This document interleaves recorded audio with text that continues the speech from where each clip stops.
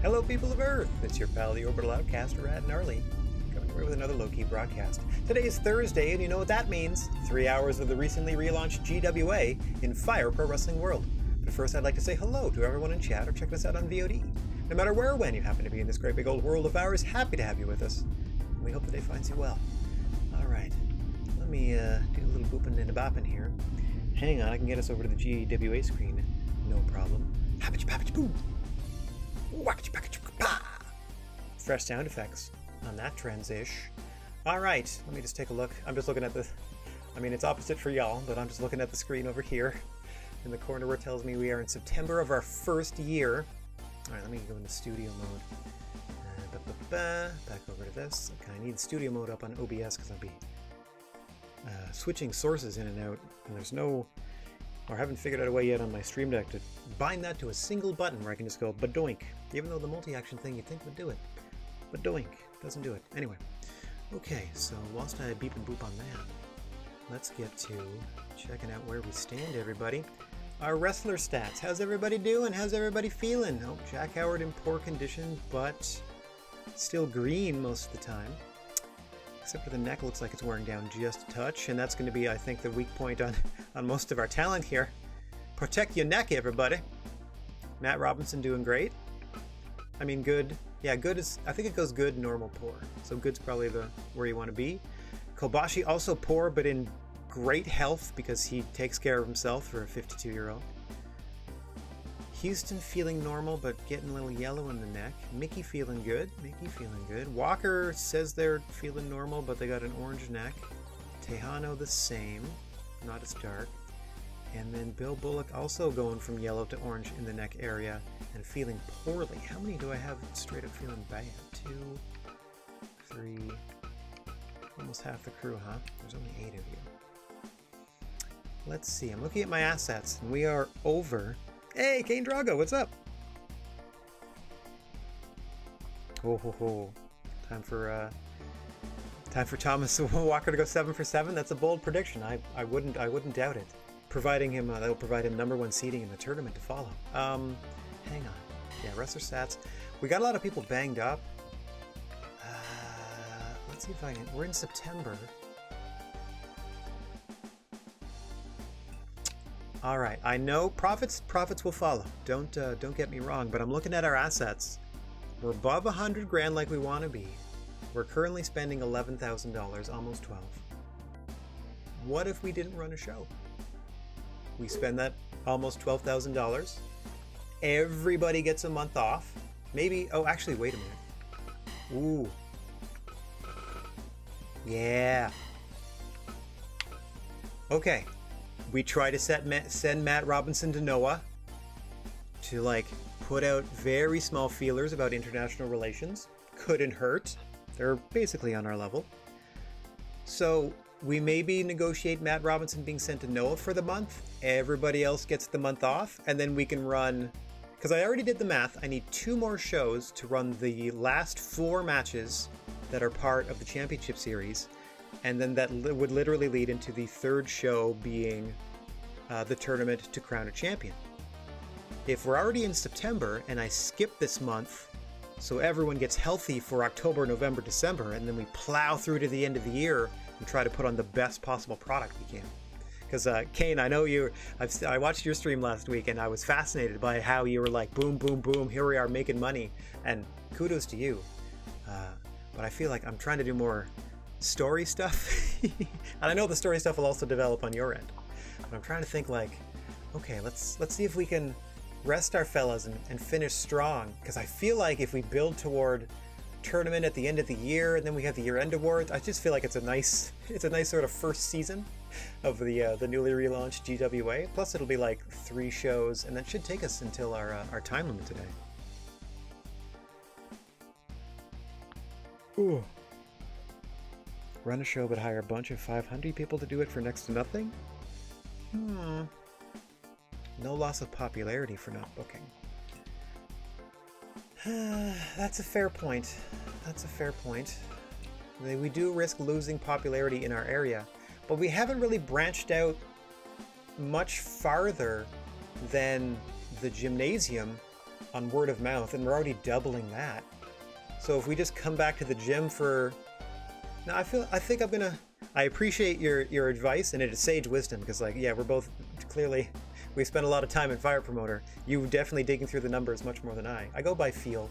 I still think we can pull this off. It's not profitability as quickly as we would like, but like the way I figure it here, if we finish strong October, November, December, then first thing next year we buy that, or maybe before we run the December card, we get that gym expansion, and then we hit the ground running year 2, you know, increasing our roster by 50% and building up to full-time 5-match cards and so on and so forth.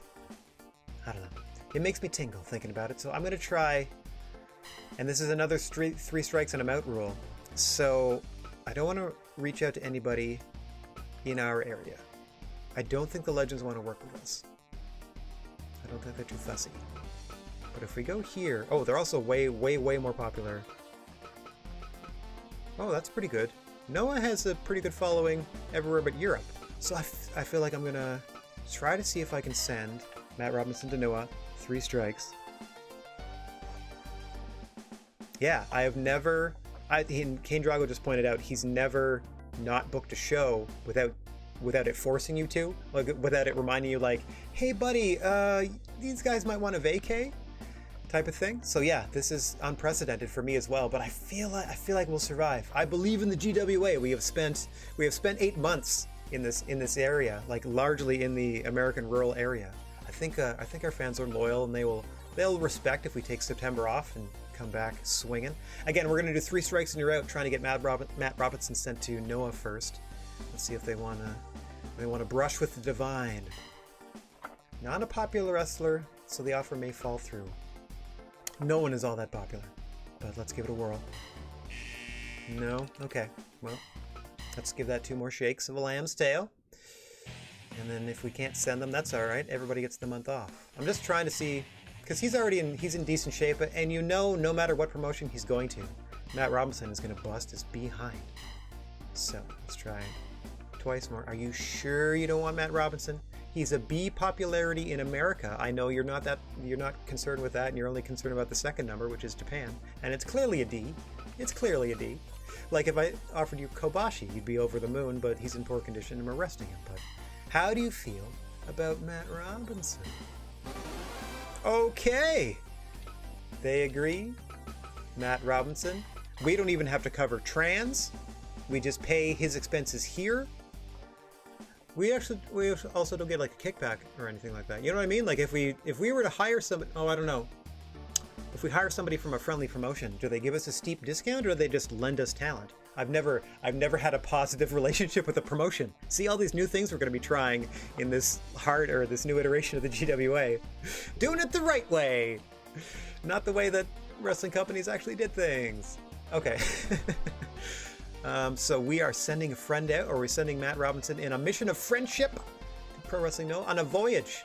It's first navigation, if you will. And we are not even... Okay, we did our training center. Yeah, training center is good. No need to produce merchandise. I am going to be doing the producing goods instead of branded snacks on your advice, Drago. Just want to throw that out there. I'm going to give that a whirl, because that, as you said, they last for months and cost nothing to produce if they still keep selling. But here we go. We sent out a friend. Everybody else is taking the month off. See what happens. Oh, this feels weird.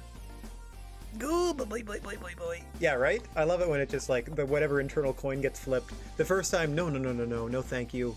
We wouldn't possibly do business with you. And the second time, they're like, you know what? Matt Robinson's the guy for us. Okay, is this the move for us? We're about to find out, everybody. I mean, so long as nobody gets in like a car accident or anything in their off time, jet ski accident, nothing like that. Looks like Matt Jackson's the new AEW Junior Champion. Let's call that the TNT Champion, maybe. Oh, ooh, big mix of NXT talent there. Big Japan as well. I'm sorry, I'm not intimately familiar with the Big Japan roster. Fabi Apache is the AAA Junior Champion. I think Cruiserweight. I think they have an actual Cruiserweight Champion. And ODB, the Legends Junior Champion. That's fun. Okay, it just cost us roster information, or roster salaries, blah blah blah. Just maintenance, da da da. Didn't run a show. Still over $100,000. So my heart isn't quite palpitating. Nothing noteworthy happened. Perfect. That's exactly what I want. Nothing bad, nothing good. Just everybody got a break, and here we are in October.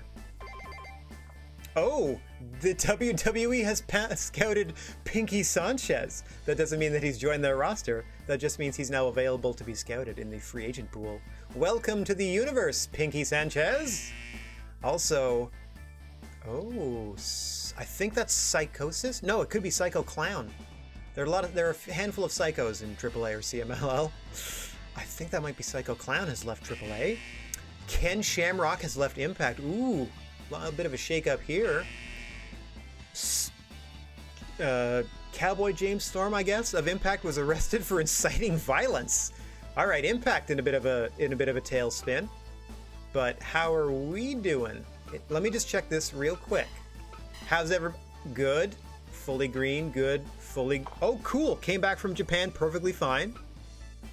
Feeling good, looking good. Feeling good, looking good. Oh, everyone is perfectly refreshed. Now, can we sell out a venue?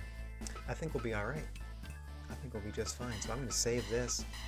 A lot of turmoil in other promotions, but we seem to be doing hunky-dory. Okay. Oh, management. People still hit the sandbag, so good stuff. I guess they still got their workouts in. That's cool. All right. Now, without even doing anything, I know I'm going to be producing 1,000 of this, so I might as well just do it. Yeah. Okay. We're going to go with the goods merch for sure.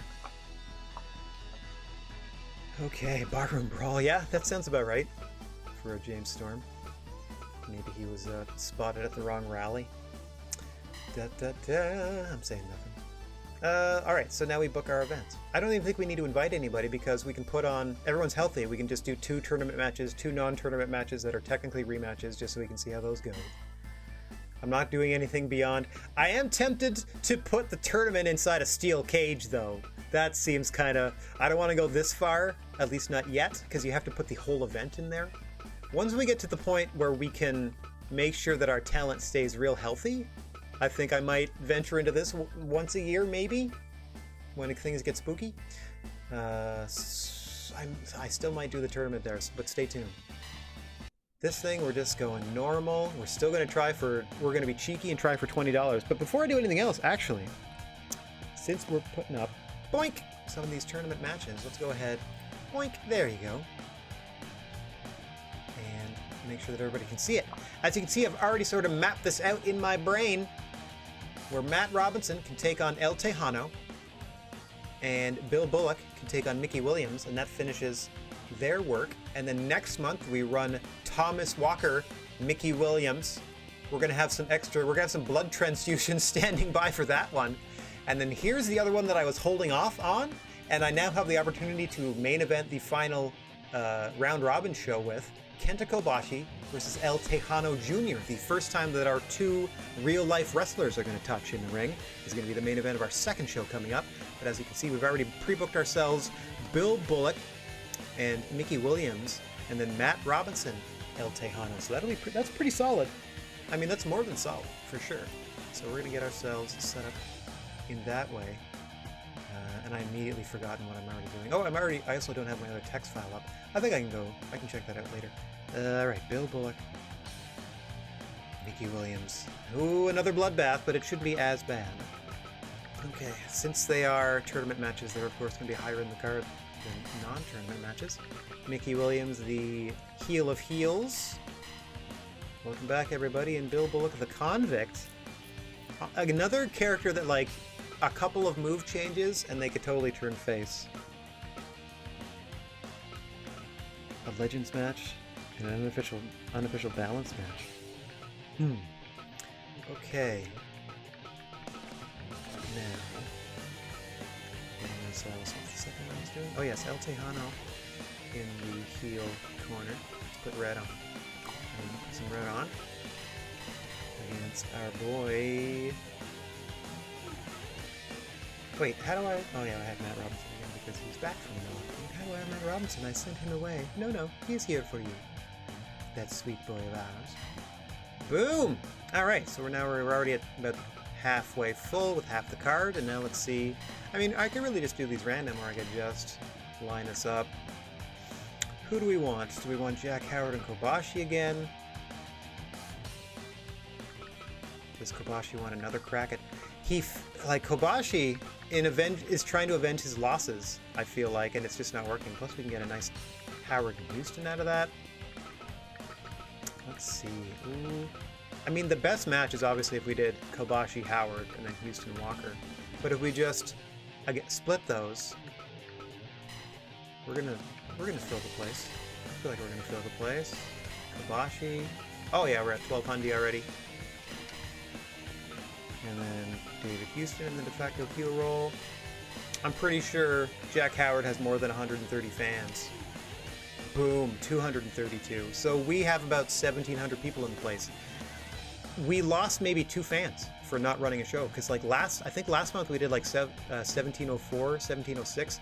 We haven't broken much more than that, so I think we're pretty much where we were.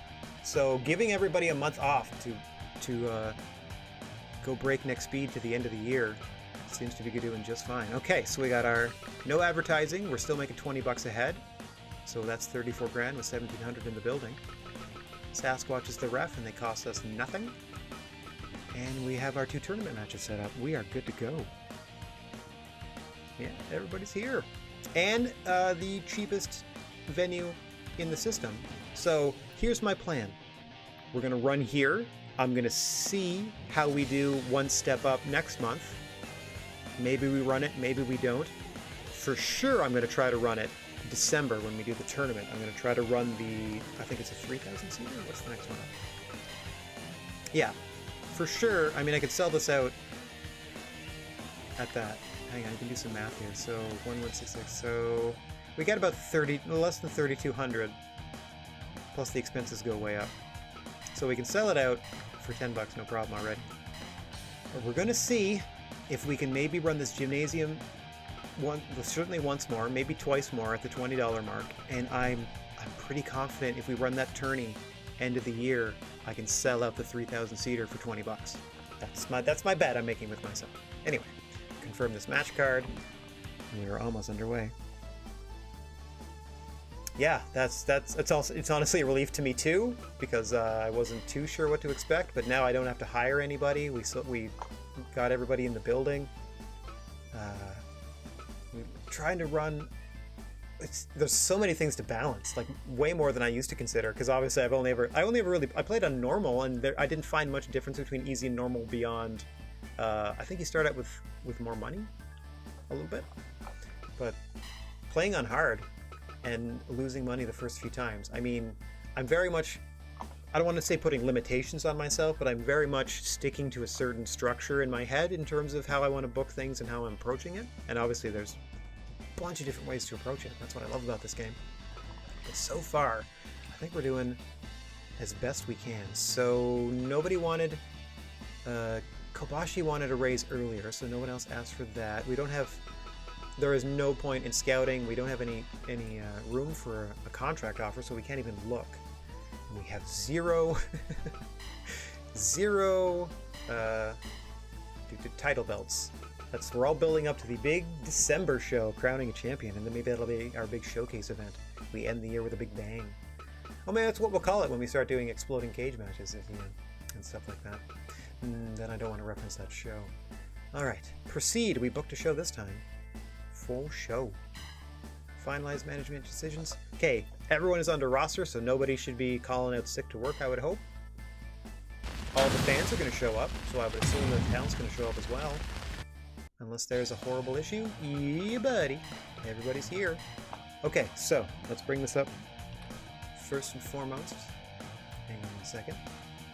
There we're going. Let's take a quick second peek. I know this is all filled out at the moment, but if you'll just pay attention to the rows of Matt Robinson here in their final Championship Series match against El Tejano in your main event, and also Mickey Williams in their penultimate Championship Series match against Bill Bullock, rounding out Bill Bullock's tournament.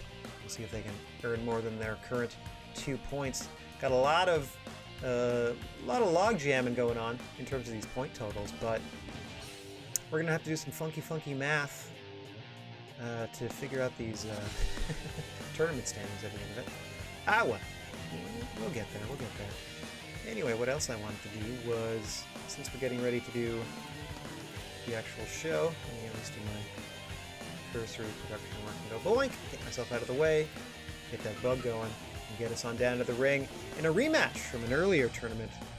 A match that actually occurred 2 months ago. David Houston was successful in their first encounter. Let's see how Jack Howard can rebound. It's the Anti-Gravity Kid and the Hollywood Hunk. Let's get down to the ring.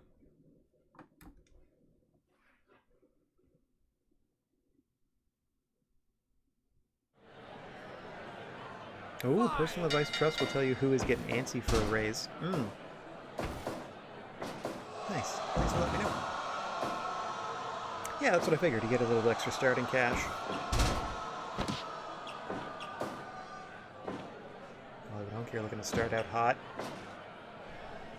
These two, the first to complete their tournaments. In fact, I think they completed them against one another, if not close to the end of their tournament. Round robin portion, that is. Was against one another. Eager for a rematch, they were quick to sign on the dotted line for this one. You can see Jack Howard already a lot more cautious in their approach to their match with David Houston this time. Fool me once, shame on me, and oh gosh, a follow-away slam into the turnbuckles there to David Houston from Jack Howard. Let's see if Houston can shake off the effects of that. As this match presses onward. Off the ropes, dodges the big shoulder tackle, does Houston. And Howard maintaining the advantage, at least momentarily. Oh, dodges a big clothesline against Houston. He's going to rely on his athleticism, his finesse, if you will, and this interesting submission. Here it is, the Paradise Lock. As we say, normally a comedy spot, but if you do actually sit on your opponent and pull on their limbs, it can be quite effective. Houston now trying to slow things down with the Dragon Sleeper, but Howard quick to escape. Quick pin attempt here with that beautiful butterfly suplex with bridge. Trademark offense from the Hollywood Hunk, Jack Howard. Shinbreaker there from Houston. Off his momentum really quickly. Oh, dropkick to the face seems to wake Howard right back up. Forcing Houston to the corner now. Back to the center to run in with a huge clothesline is Howard, who now gets taken over head scissor style into the turnbuckle himself. That's one turnbuckle apiece for Howard and Houston, who drops an elbow to the back of Houston's head and rolls into the cover here. Just a one count, says senior official Mr. Bigfoot. Power slam off the ropes. That gets a 2. Howard getting close, but not quite. Another pin attempt here. 2. Howard trying to keep Houston off balance, but a series of 2 counts is all he can hope for. And now the rating spike out of nowhere. This could do it here, too. Houston out again. Big kick out there from Houston. Interesting strategy to use his head as a weapon after being dropped on it. Unabated, Houston trying to slow things down, trying to play more of a submission game so far is David Houston, but Howard having none of it, now dropping with a TKO. Off the ropes he comes. Big boot to the back of the head. Howard knows he's got him weakened. He's going in for that kill shot, possibly a second rating spike, but he has a number of maneuvers. Houston doesn't think... Oh, Howard disagrees. Houston doesn't think Howard has the advantage, but Howard clearly disagrees with that discus lariat. And back to the chin crusher for Houston. Oh, fended off. Jack Howard says this is it as Houston is dazed. Oh, Houston fighting free. Countered into a powerbomb. 2. Just able to roll the shoulder at 2.9 is David Houston. The Anti-Gravity Kid running on fumes here. Rolls up Howard. Oh, a 1 count and some polite applause. They know how deadly the roll-ups of David Houston are. Oh, and a big clothesline in the back of the head. Rolls him up again, center of the ring. Just one once again. You can see the mountain that Houston has to climb. His most effective piece of offense so far has been that chin crusher. Beautiful moonsault out of the corner, but too close to the ropes. And Howard has him in perfect position for a rating spike, and now he ascends to the turnbuckle. Big shoulder block, just shoving him face first into the canvas. Opting not to go for the cover after the rating spike. That may come back to haunt him, but David Houston's got an even larger mountain to climb, to be honest, to get back into this thing, as we are now 10 minutes deep. Nice body slam there. Moonsault press pin attempt. 2 count for Houston. Howard may have tired himself out with all this work. Oh, amazing red! Amazing red from David Houston, rolls him over! Just 2. And another rating spike, the 3rd of the match. Won't waste any time into the cover this time. 2, 3. Hollywood Hunk Jack Howard avenging his loss in the GWA Championship Series to David Houston, spiking him early and often with the rating spike. Ew. We're plus 80, that's all I need.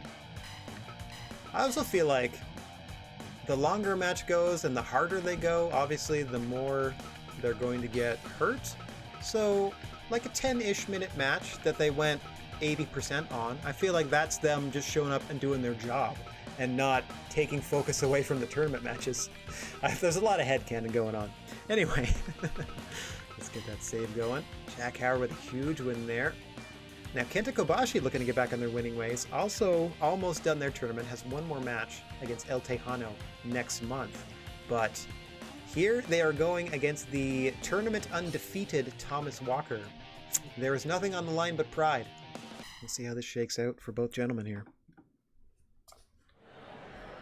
As always, the creature on feature, your senior official, Mr. Bigfoot.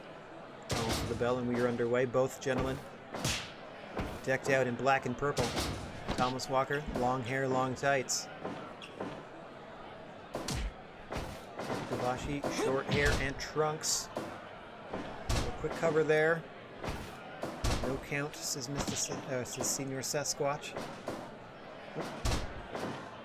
Gotta figure out a Japanese name. I should look that up. I'm sure there's some fun Japanese word for Sasquatch. Nice dragon screw there. Thomas Walker, who, as we've said, if they cut out the shenanigans like that choke and like this fork, just as we talk about it, wasting no time in busting it out. And once again, Kenta Kobashi behind the 8 ball early against one of these matches, against these dastardly heels that want to bust you open.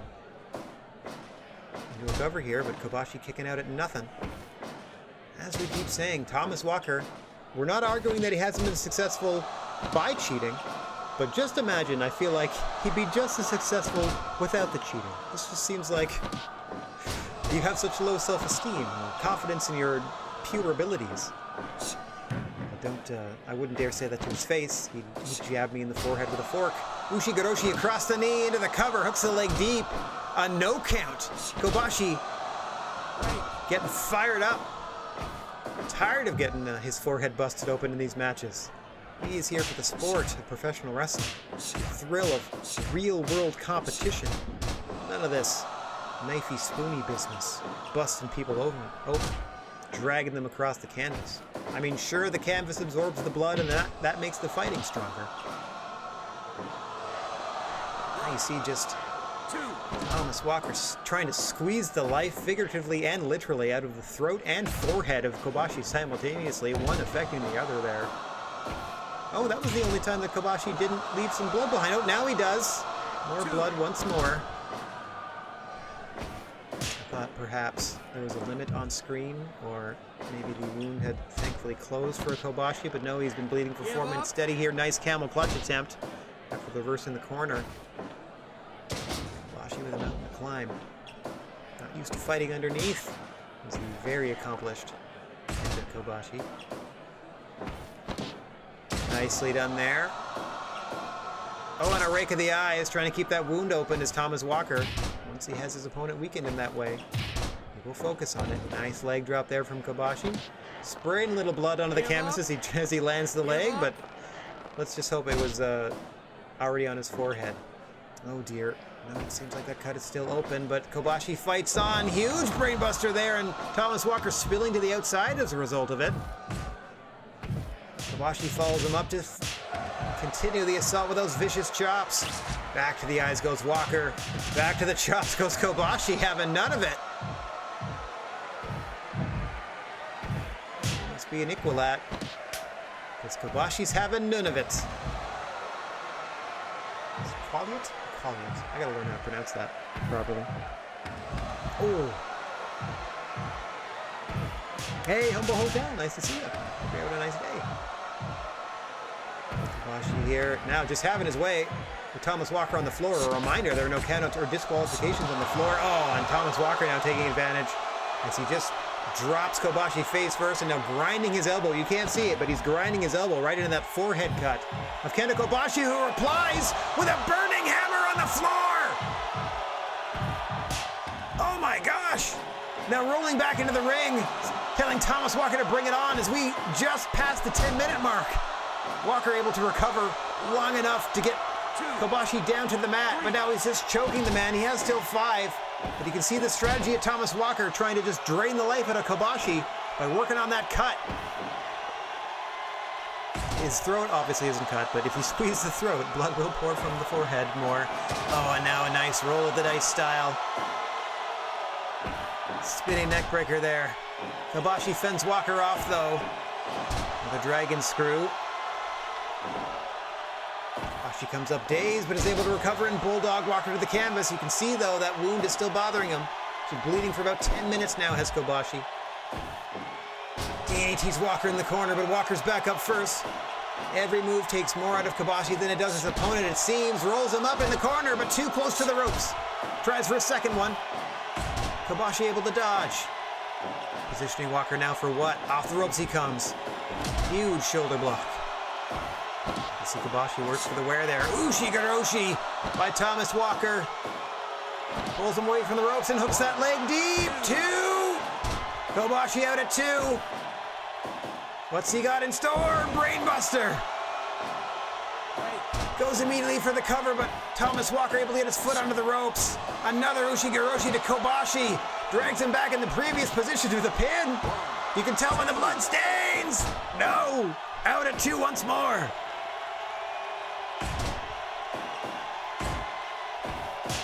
Yuki Odoko. Ooh, I like it. Now the 2 men content to slug it out in the center of the ring. Knife edge chop across the eyes of Thomas Walker. Drops him to the canvas. Kobashi looking to finish Walker here. Huge shoulder block once more. Got him set up. Big suplex sending Thomas Walker to the floor. I thought he might be going for the orange crush there. He sends his opponent down. Oh, nice rolling soul butt to the midsection.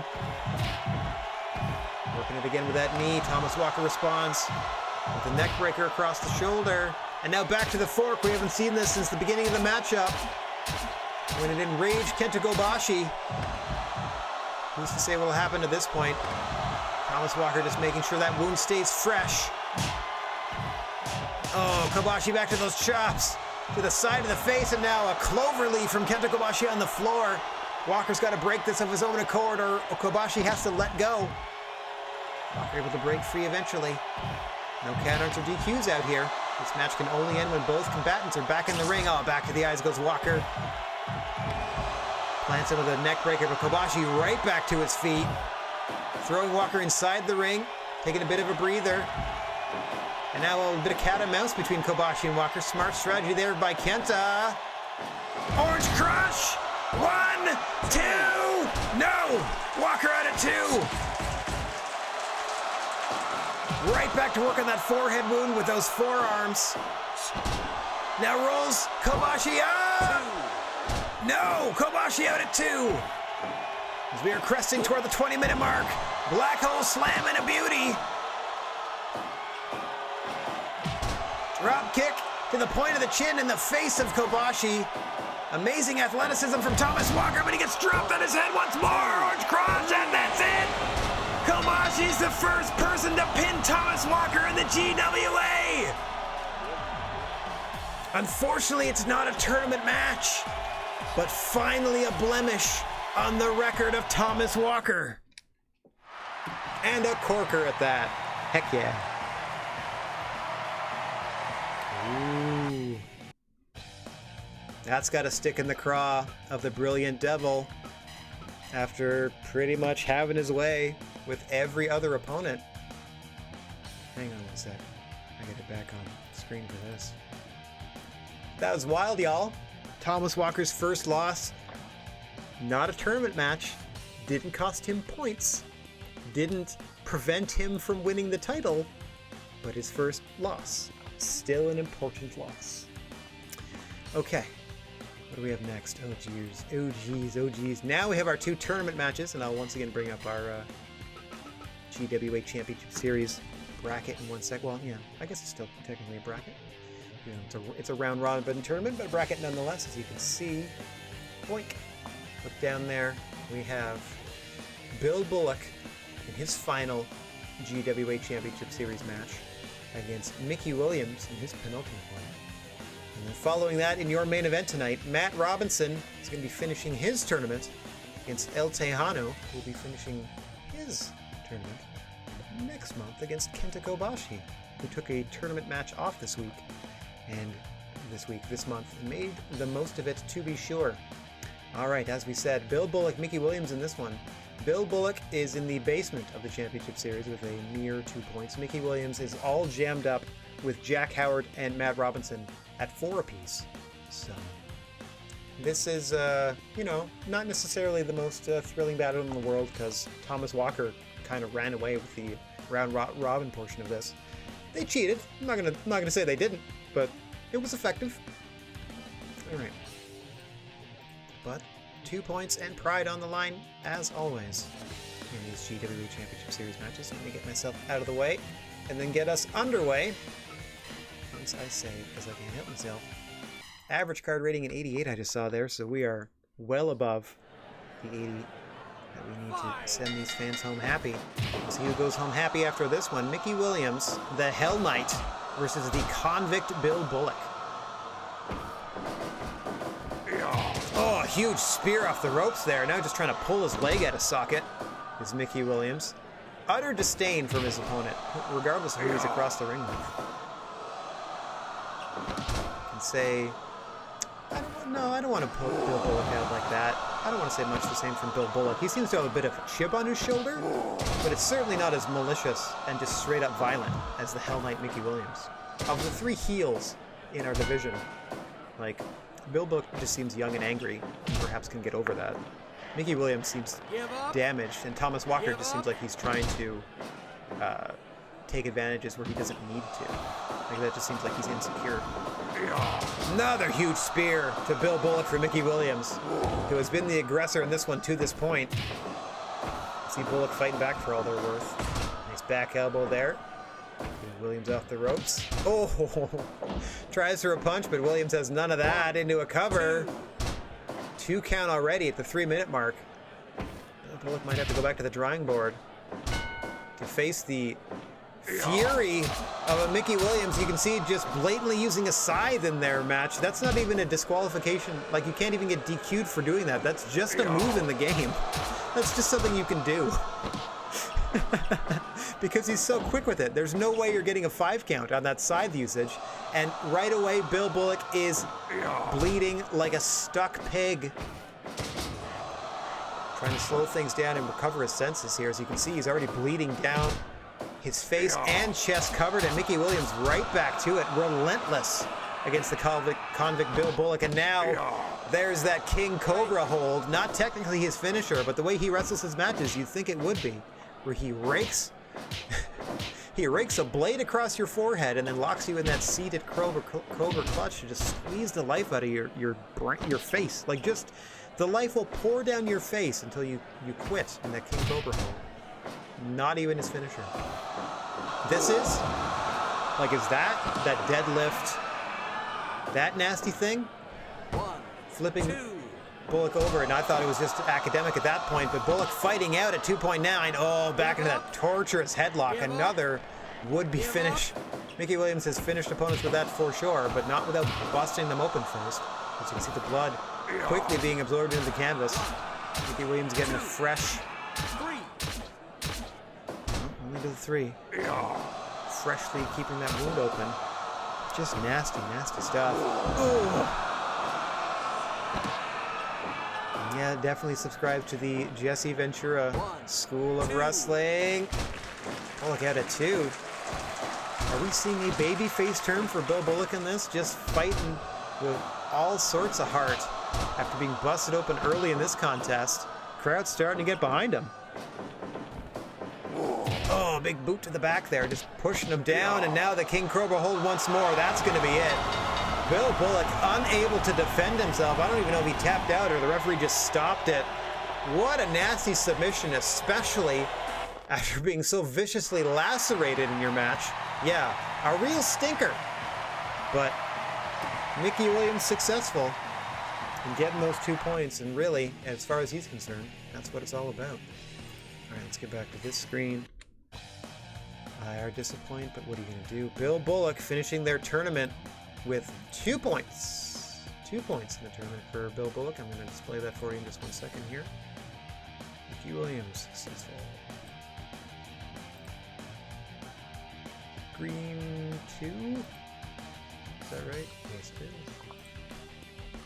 Mickey Williams finish. Oh, no, it doesn't finish this tournament. As a matter of fact. Oh, I always go back to the wrong thing. Hang on. Boy, there we go. There you can see it. There you see now Bill Bullock. Only the 1 win. Somehow able to defeat Jack Howard as Bill Bullock. So he's got that to hang his hat on. Meanwhile, Mickey Williams picking up 2 more points with the possibility to finish with 8 if he's able to best Thomas Walker. Wait a minute, is that right? Williams and Walker? Walker's final opportunity to finish the tournament with a perfect record, coming off of a loss in non-tournament action to Kenta Kobashi, his first loss in the promotion. That might be good enough to... That is a co-main event. I know I'm probably going to put Kobashi and El Tejano on last next month, but Walker and Williams with all that baked in. Hot dang, what a story. All right, now let's get to our current main event. Matt Robinson, El Tejano, looking to increase their stock. Matt Robinson, hang on 1 second. Let's get this back up so I can tell you that Matt Robinson is looking to be finishing this tournament in a positive way with 6 points, trying to finish toward the mid-tier, but might not do it. Meanwhile, El Tejano has 2 matches left, having being a later hire and starting the tournament a little later than others. So they're going to be looking to... they can finish with as high as 10, putting them in sort of the upper echelon of the tournament. So lots on the line here in your main event. All right, let's get down to the ring. I'm going to save it again because every time I tab away from this screen and come back, I always fear something horrible will happen. But anyway, something horrible is going to happen to one of these 2 competitors, I am sure, as Matt Robinson and El Tejano Jr. are going to be hell-bent for leather in this GWA Championship Series matchup. As always, the creature on feature, the senior official here at the GWA, Mr. Bigfoot in charge of the action. We are well underway, almost a minute in here. Nice duck in the clothesline. There is the divine Matt Robinson. Looking to hit that pedigree variation that they call the divine intervention. Meanwhile, El Tejano Jr. has that Ushigoroshi variation they call the Tornado Tejas. And I just now reminded myself, when I said that out loud, that I keep meaning to use my index cards and do an index card for each roster member. So keep commentary notes for practice. What would I need to be practicing for, you ask? More on that at the conclusion of this GWA show. At the conclusion of this main event, Matt Robinson and El Tejano Jr. going mano-y-mano. 2 big points on the line. The first ever GWA Championship Series. We might run one of these again before we crown a junior champion. Who knows? A tag team version of this would not take very long, as we have an itty-bitty roster. I think I gotta wait until we got at least 20 people before I even bother with tag teams.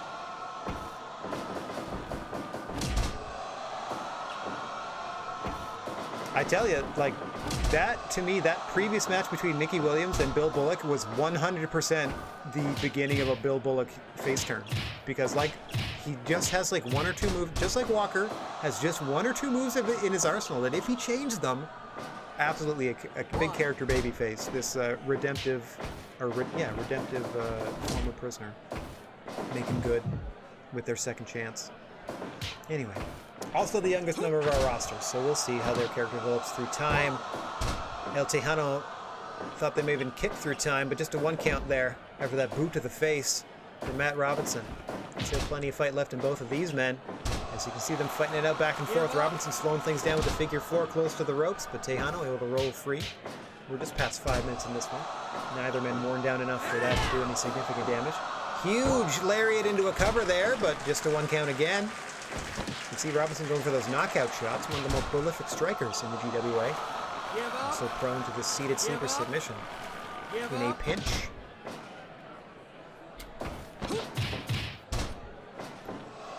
Nicely drops him to the canvas once more and now pulls him into a Boston Crab as Matt Robinson. More submission work on display. Now countering El Tejano. The divine Matt Robinson in firm command here. No sooner do I say that, though, that I anticipate El Tejano to make an immediate comeback. But Matt Robinson pressing that advantage. Oh, unable to get that move off the top rope. Here comes El Tejano. Oh, cut off immediately by Robinson. Not letting his timing be disrupted here. Ooh, short arm clothesline by Tejano. Now just stomping away on the chest of Matt Robinson. Robinson fending him off. Trying to keep his foot down on that gas pedal. Tejano fighting from underneath, trying to get back into this thing offensively. Gets dropped by a big hook kick and a nice elbow to the sternum of El Tejano for Matt Robinson. Sending Tejano into the corner, big back elbow again to the chest, and now some stiff kicks to the midsection. Robinson trying to commit Grand Theft Oxygen. Oh, double stomp may have been a little low, but for sure caught the midsection. May have caught a little more than that. Tejano seems infuriated by that. Let's see what he does in response. Robinson seems to be tiring himself out, beating on Tejano now. Gonna slow things down with that submission again, too close to the ropes. Oof, back into the corner once more. Matt Robinson in full control. Sending Tejano back and forth across the ring. Casually follows him up. Giving Tejano time to recover there. Back to the midsection with those punches. Tejano hasn't gotten much offense in at all. Matt Robinson right back to it. Discus punch drops his opponent. And they tornado Tejas just like that. Into the cover. 1, 2. No! Robinson just rolls a 2.9. Tejano thought he knocked him out with a tornado Tejas. Now that he has the offensive advantage, he's going for it. Robinson fighting back. Back and forth they go. Big boot. Big boot from El Tejano, dropping Robinson. And now suplexing the Divine One out of the ring. Follows him up. No DQ or countout out here. Robinson waiting, though. With a quick punch combo. Catching his breath a little bit. Hoffman fighting for position. Scoops him up. Big air raid crash on the floor by El Tejano. That is a thin gymnasium mat onto a wood paneling over concrete in the floor of this gym. Tejano drinking in the adulation of the crowd.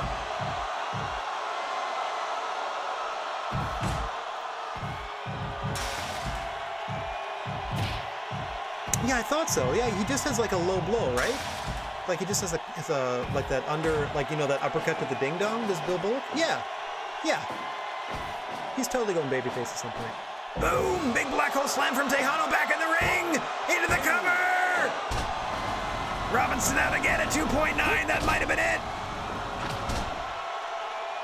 Robinson wondering where it went wrong. Just a few moments ago, it was all Matt Robinson, and now El Tejano Jr. with a huge triple power bomb. Drags him away from the ropes. Hooks the leg deep. 2. No! Robinson out again. Jumping suplex from Robinson. Says this is it. Pulls Tejano away from the ropes. What's he setting him up for? Go behind. Nice German roll through into the Tiger, but too close to the ropes, I can tell you that already. Beautiful suplex combination, all for naught, and now divine intervention. Drops him on his face. 1, 2, 3. Ooh. El Tejano kicking out at 3.00001, but it's just too late. The divine Matt Robinson with a huge 2 points in the GWA Championship Series. Ugh. Could barely spit it out, I was so excited. And we're pretty much maintaining our 88 average. Not our best show, but who gives a hoot? 2 big points for Matt Robinson. Oh, 84 overall. Oh yeah, I guess that Mickey Williams one brought us down. That's right. Not bad. Not bad at all. Okay, so let me know the Matt Robinson finishing his tournament strong. Robinson together strong. Okay, beating El Tejano.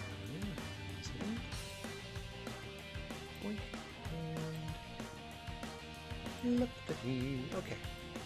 I got this updated. Oop, I can put that on screen for y'all. There we go. As you can see, we have 2 more matches to run next month, and then in December, I am so excited. We can finally run the one-night 8-person tournament and end the first year of the GWA by crowning a champion. I am tempted to book 2 friends. Let me get back on screen to talk about this. I'll leave the bug up because it doesn't really hurt anything.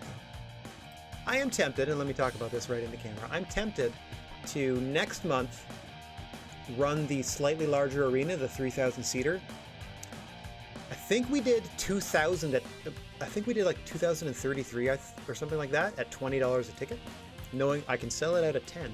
But if I can, having now just done another successful show, bring my crew there and bring in 2 friends to do a 5-match card in the 3,000-seater for $20 in November, I think I can sell it out twice in a row, because I think I can also then run the 8-man tournament from that place for $20 and sell it out and make some moolah.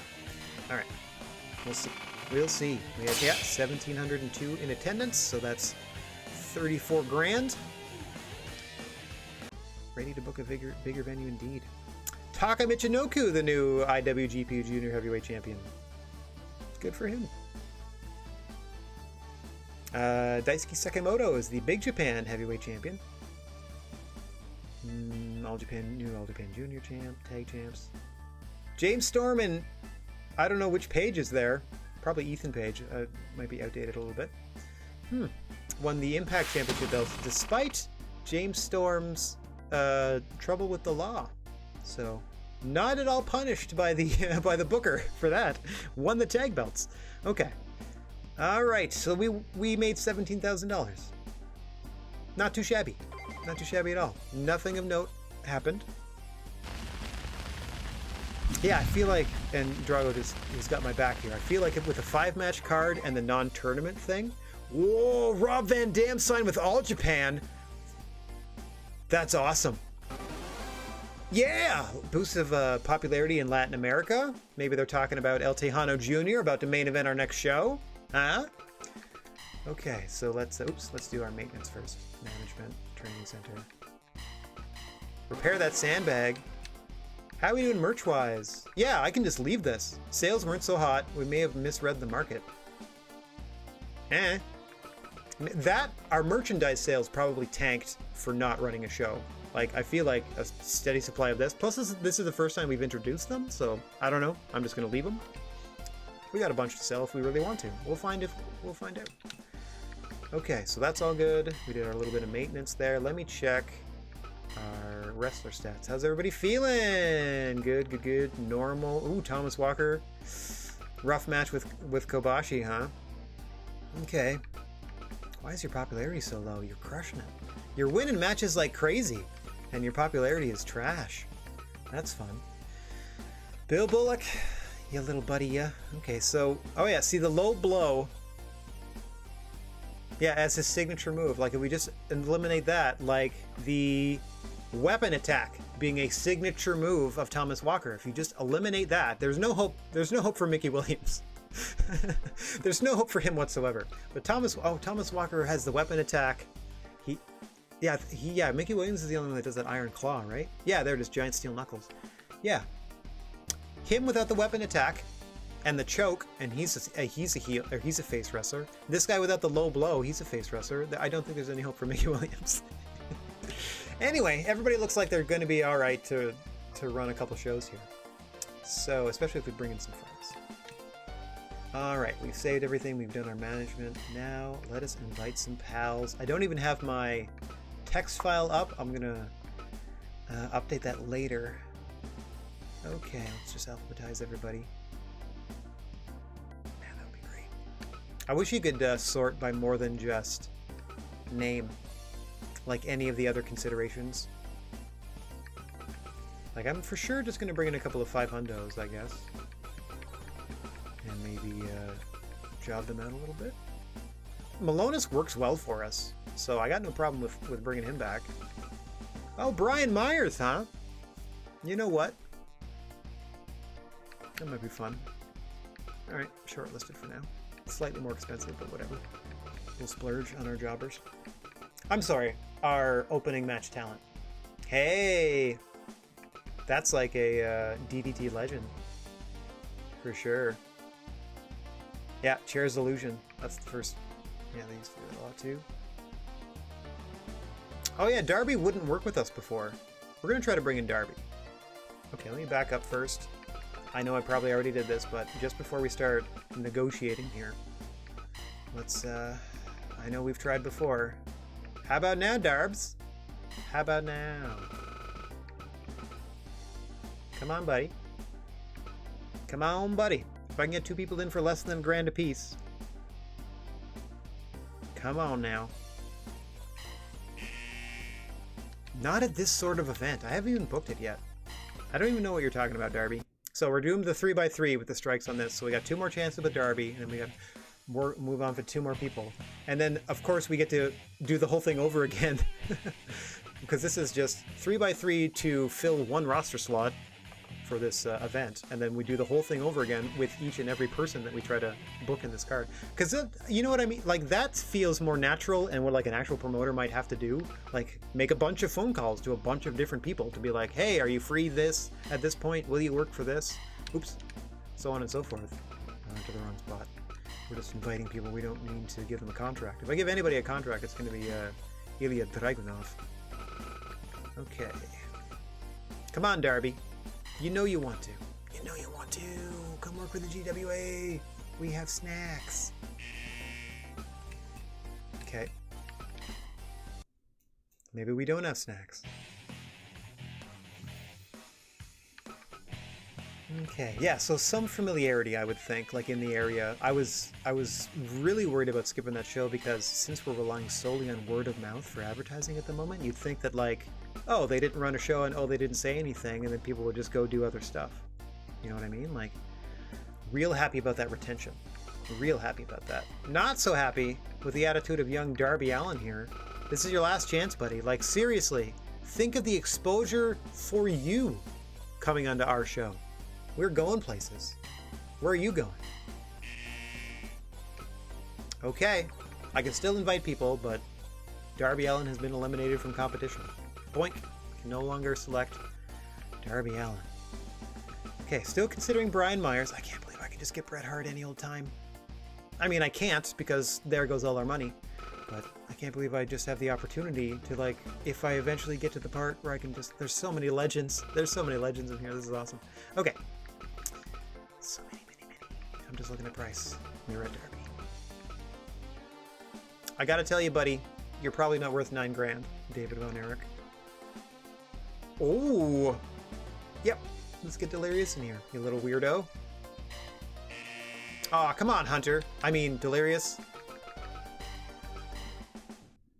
I respect you, Booker Man. Okay, two more swings at Delirious. I mean, we can do this at infinitum, I guess. We just have 3 swings at like everybody because we're not booking 2 friends to come with us. So I guess I can that's kind of out the window of the 3x3. Like, if I don't get anybody to show up, am I just not going to run 5 matches? Ridiculous. So I guess I can just keep trying. But everybody gets 3 strikes.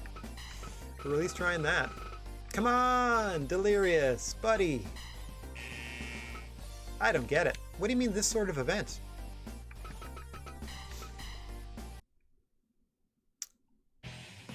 Are you scared? You can get busted up by Thomas Walker? I assure you, he's already booked.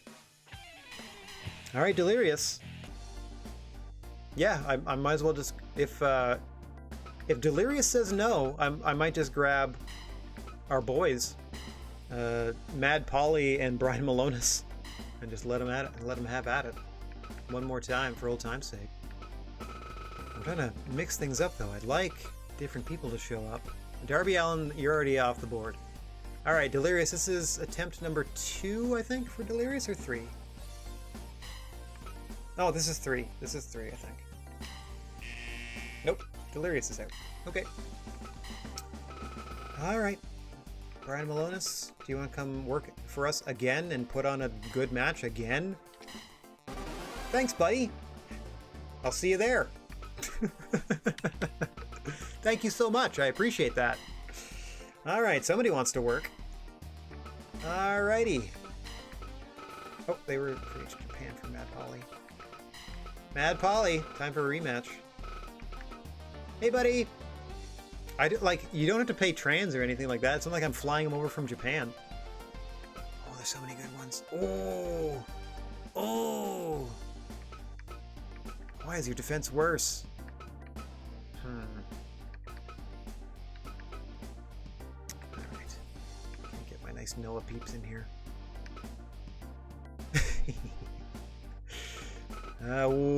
Should we go for the battle of the big boys?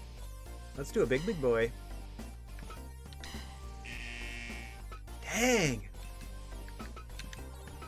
Ryota Hama, come on.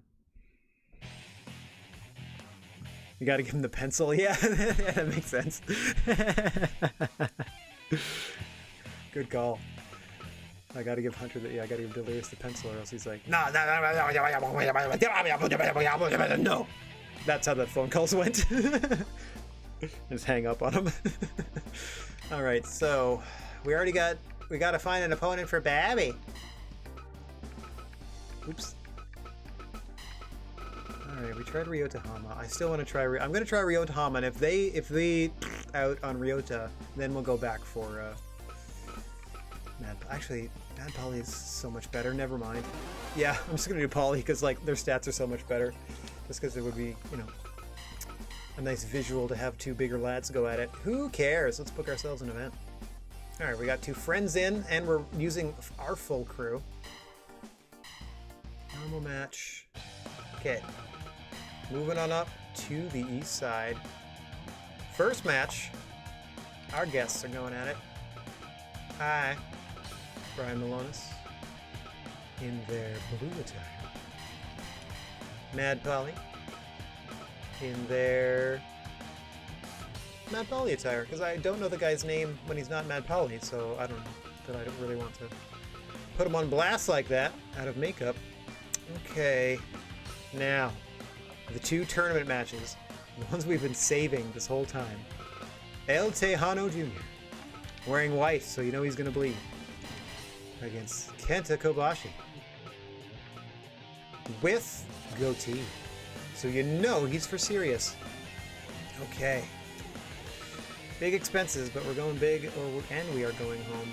This is our go-home show of the Championship Series. Mickey Williams. The worst of the worst against Thomas Walker, not that far behind him, with a weak neck, and we know Mickey Williams has won their tournament matches with either that torturous headlock or the King Cobra hold. So protect your neck, Thomas Walker. Now, with the people that remain, let's just put together the best matches we can. Bill Bullock, David Houston. Bill Bullock in the role of heel. David Houston in the role of face. Bing bong. Ooh, they gotta do too much heavy lifting, I think. There's no face, there's no bad guy here though. But they are my two biggest stars. De facto heel, Jack Howard. And Matt Robinson. Oh, so close. Now, does this start to make a difference? 864. Okay, that's not gonna matter.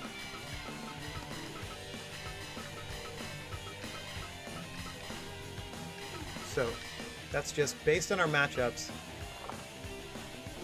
2864. Let me do my math.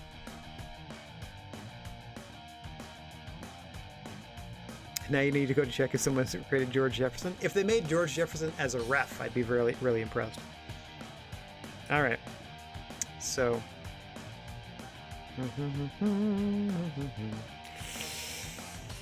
Not a sellout, but that's still $57,280 just on the gate, and our expenses will be about 30. Well, I think our expenses are going to be under 30.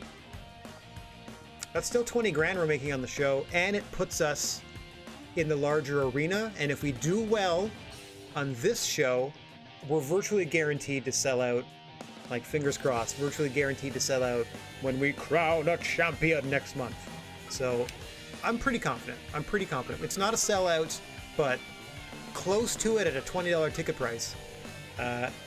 Essentially only the second or third time we're running this venue as well. I think that's a pretty good thing to hang our hat on. Okay, everything else stays the same. We are actually, wait a minute. Okay, for $5,000 I can sell the place out. Expenses at 20. That's at least 60 grand, so that's 40 profit minus.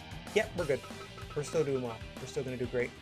Okay, so I just put a poster up for the finals of the, not even the finals, the final round robin day. Oh, and hang on, before I do that, of this here tournament. Boink! As you can see, we got 2 matches to go. Thomas Walker, no one can catch him, but he can cap off a perfect championship series with a victory against Mickey Williams today. Meanwhile, Kenta Kobashi and El Tejano slugging it out. One of those two will be in sole possession of 8 points for the moment. If Mickey Williams can knock off Thomas Walker, he finishes with 8. So lots on the line here in our last 2 matches. And like we said, the point distribution here determines tournament seeding in the championship tournament to follow, the one-night 8-person tournament to crown the first GWA champion. Looking at the chart, I can already tell you that Thomas Walker will be facing Bill Bullock in the first round of that tournament because that is your number 1 and number 8 seeds. That has already been determined. Everything else is kind of up in the air, even though David Houston is holding pretty strong at that number 2 spot. Actually, nobody can catch David Houston, so David Houston is your number 2, and then Jack Howard. So it's going to be David Houston, Jack Howard for a 3rd time, it looks like, because they are at 10 and 4, and no one can do better than an 8 below. You know what I mean? In between them, Walker can't do worse than 12, and Williams, Kobashi, and Tejano can't do better than an 8. So, okay, cool. Let me get myself out of the way. Leave that bug on. Cut to this.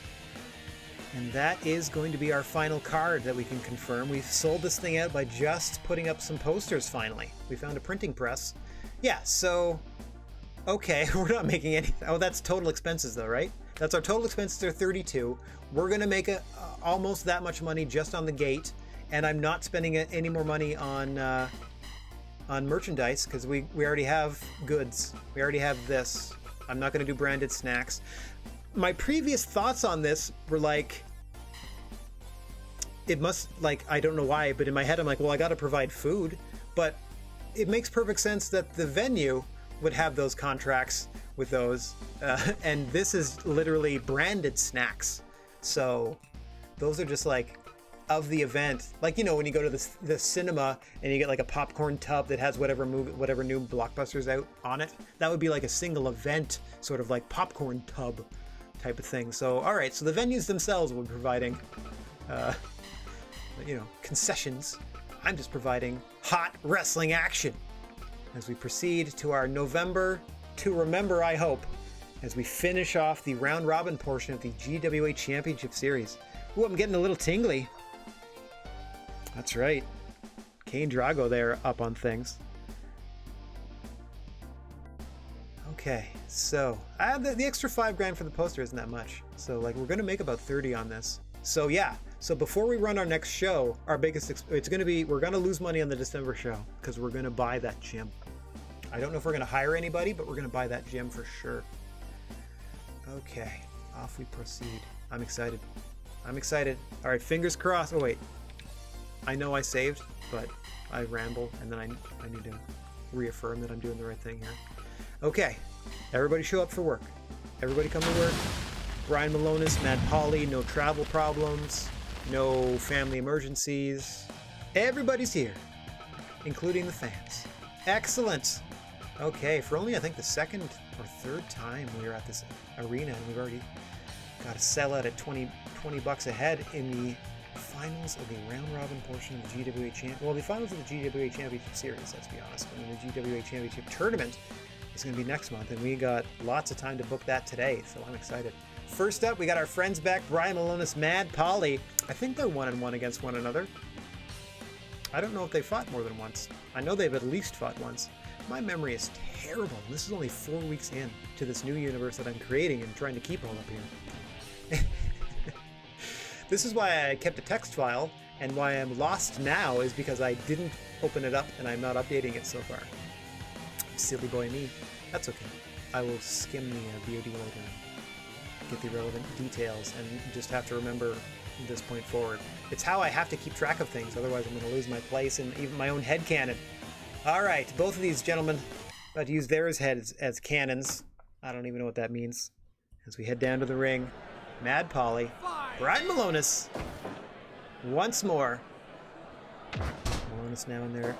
Blue. Last time he faced Mad Polly, he was wearing yellow. Mad Polly in his custom onesie. And face paint. Creature on feature, senior official here in the GWA, as always.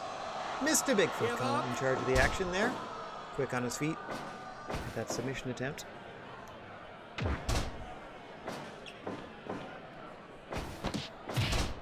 Yeah, a lot on the line. That's true, eh? Walker with a hurt neck against Mickey Williams. We haven't had any injuries, but wouldn't it be just something if the leading points getter in the GWA Championship Series in their final round-robin tournament matchup came out injured against the Hell Knight Mickey Williams.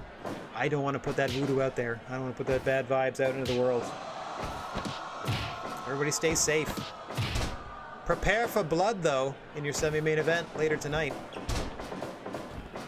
Mad Polly here.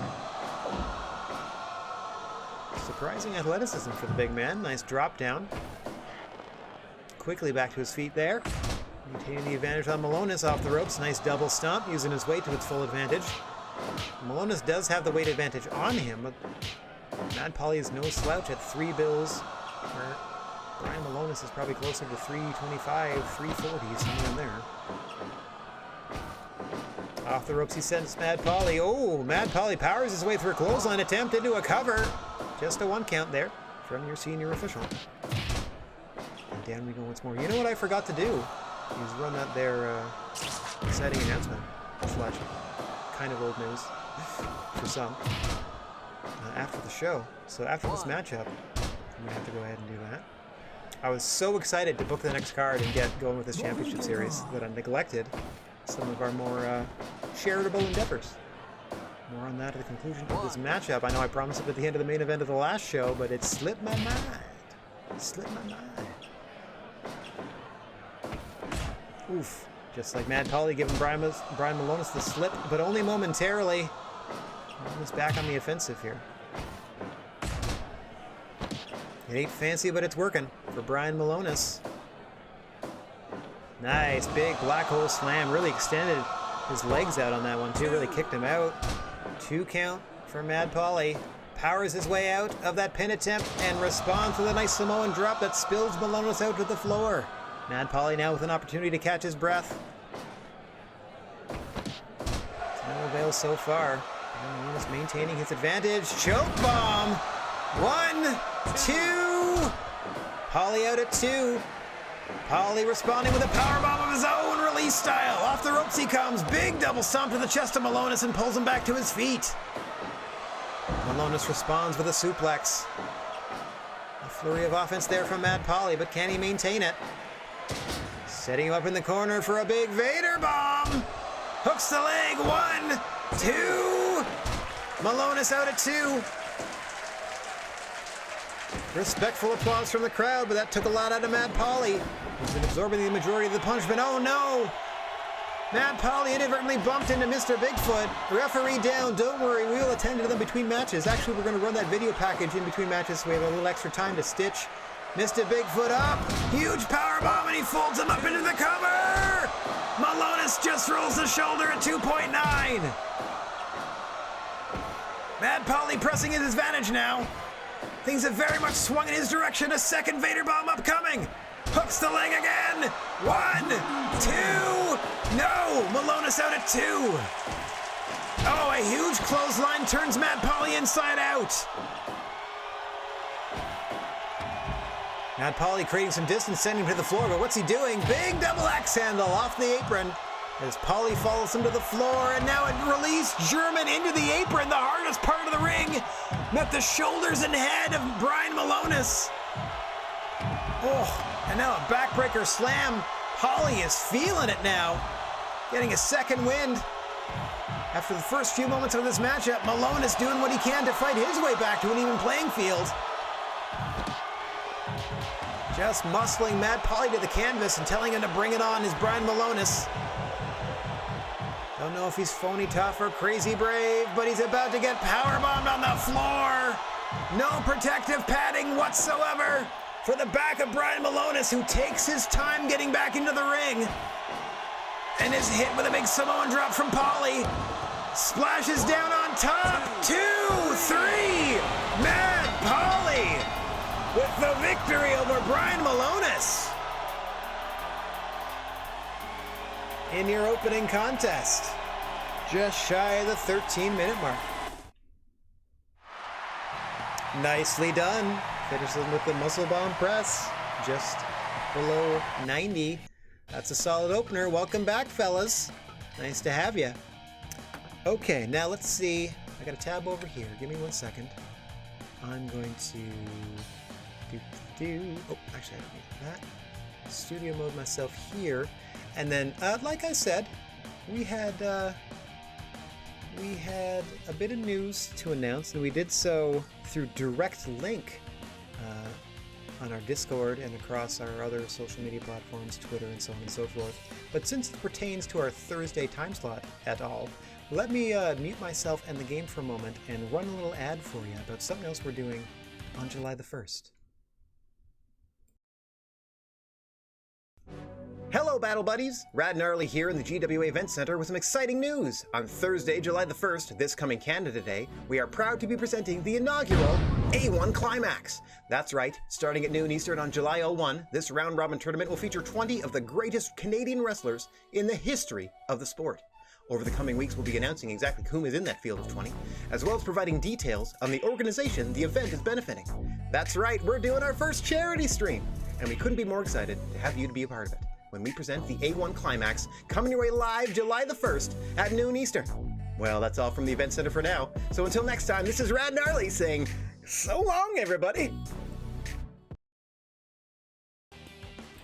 So there you have it, the announcement of the A1 Climax coming your way July the 1st in this expanded time slot, as we have a noon start there. The GWA proud for their association presenting that. Special for this coming Canada Day. As you know, we do orbit the space above Canada. And it was alluded to in the... Hang on, let me get on screen for this.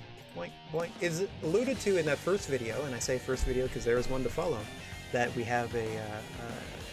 I don't want to say an association, but we are doing the show in benefit of a charitable organization.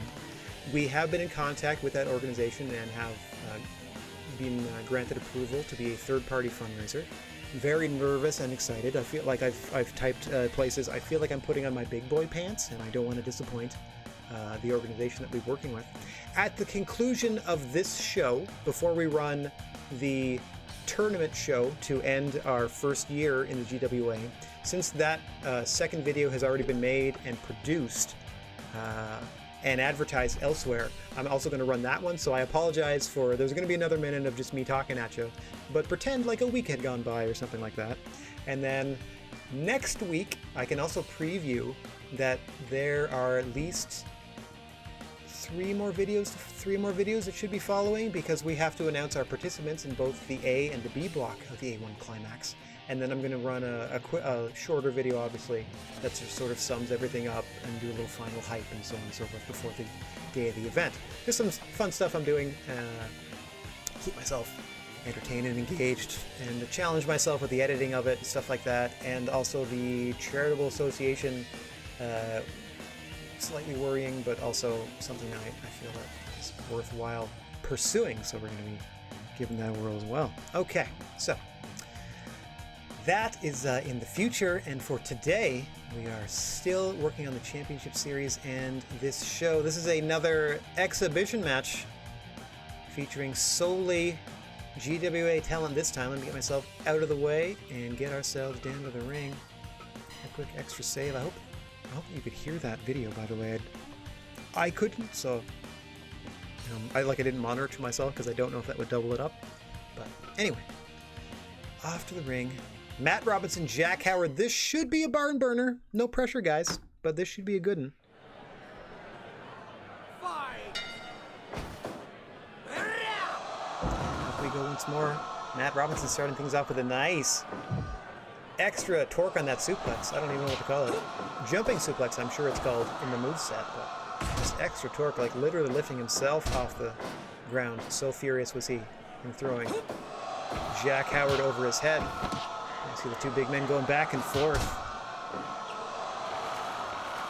All of these exhibition matches, of course, are rematches from earlier contests in the GWA Championship Series. And if I do my math real quick, and by do my math, I mean look up the standings, Matt Robinson faced Jack Howard on the very first show, and Jack Howard picked up 2 of his 4 tournament points by defeating Matt Robinson on the very first GWA show.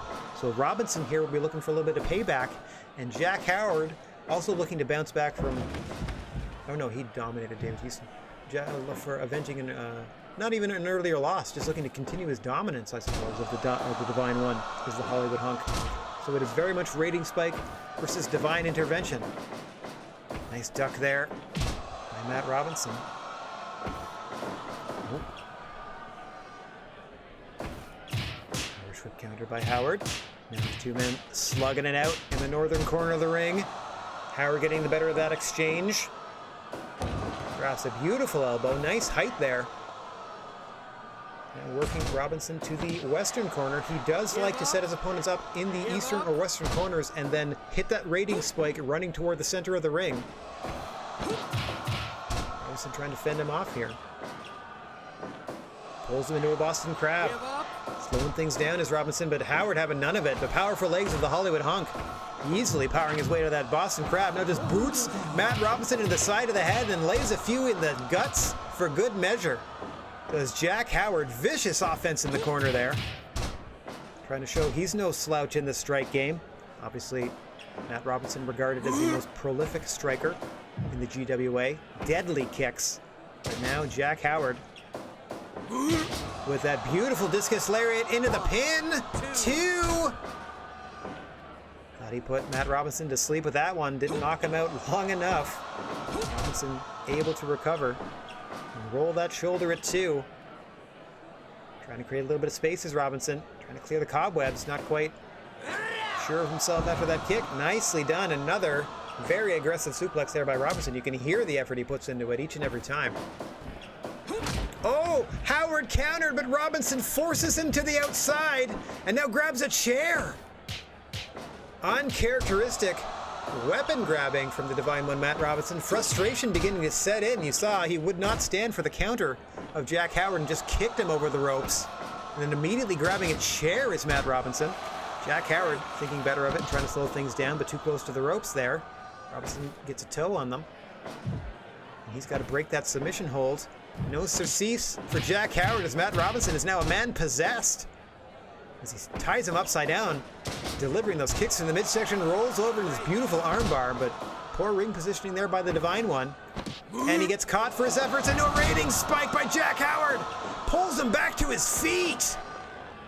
This is a more recent tactic of Jack Howard. We've seen this in non-tournament matches where he pulls his victims back to his feet. I say victims, his opponents back to their feet after hitting the rating spike to immediately inflict more damage instead of going for the cover. Didn't come back to bite him against David Houston. Let's see what happens against Robinson here. But early advantage for Howard hitting his finish, his signature move, that rating spike. You thought Matt Robinson was a little cloudy in the head before. Oh gosh, a brainbuster now. Things are just getting worse and worse for the divine Matt Robinson. Beautiful butterfly with a bridge. This could do it. Center of the ring. Robinson rolls at 2.9, barely gets the shoulder up.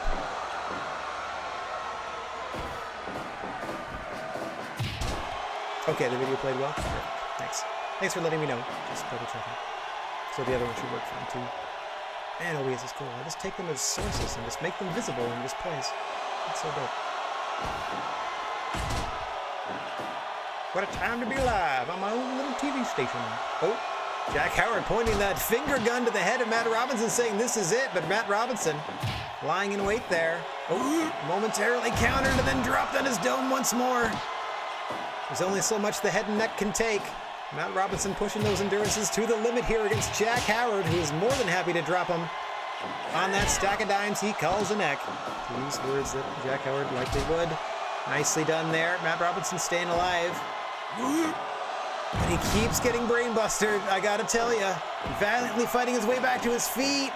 Attempting that sit-out dominator, but just can't power Howard up. Who goes up top and hits that diving fist drop to the ding-a-ling that he's known for. Oh, pump kick to the side of the head of Matt Robinson. Oh, now catches him in divine intervention just like that. Rolls him over. 1, 2, no. Howard out at 2 after a divine intervention to Matt Robinson trying to pour it on now. Nice double axe handle off the apron. Falls him to the floor. No DQs or countouts. Matt Robinson doing all he can to press the advantage while he has it. Trying to keep Jack Howard, oh, I was going to say off his feet, but Howard catches him with that vicious DDT in the crowd. Oh gosh, now he hits the sit-out dominator on that wood floor over concrete. Oh, and then just drops him back to the ground again, and again, a nice slam. Robinson fighting for all he's worth, another sit-out dominator on the floor. Trying to even things up here. Oh gosh, no! Brainbuster by Howard! Robinson left for dead as Howard rolls back inside. Oh, bit of cat and mouse. Look how quickly Robinson recovered there. Oh no, and now it's his turn to get kicked over the ropes to the floor. Got caught posing, did Matt Robinson. Howard just waiting for him inside the ring. Fall away slam into the turnbuckle. Back to the top. Drops the elbow to the midsection.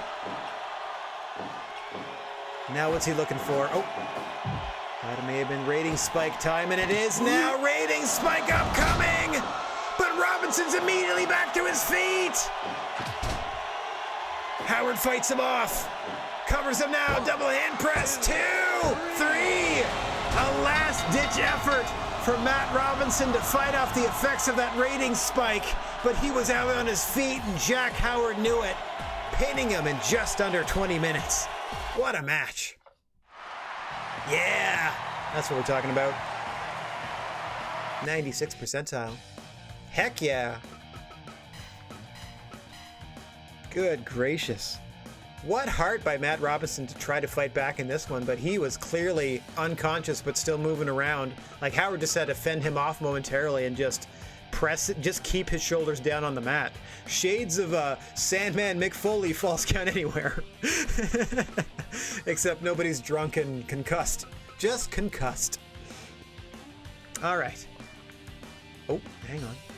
Oh, jeez. I just see people from the GWA across from each other, and I'm like, do I need to bring up the other graphic? No, as this is our last non-tournament matchup of the day, because following this, our whole next card is going to be an entire tournament. So in our last exhibition matchup for the week, David Houston is going to be facing Bill Bullock. Bill Bullock coming off that gutsy loss to Mickey Williams last month. Showed a lot of heart. Did the convict here against the Anti-Gravity Kid. David Houston.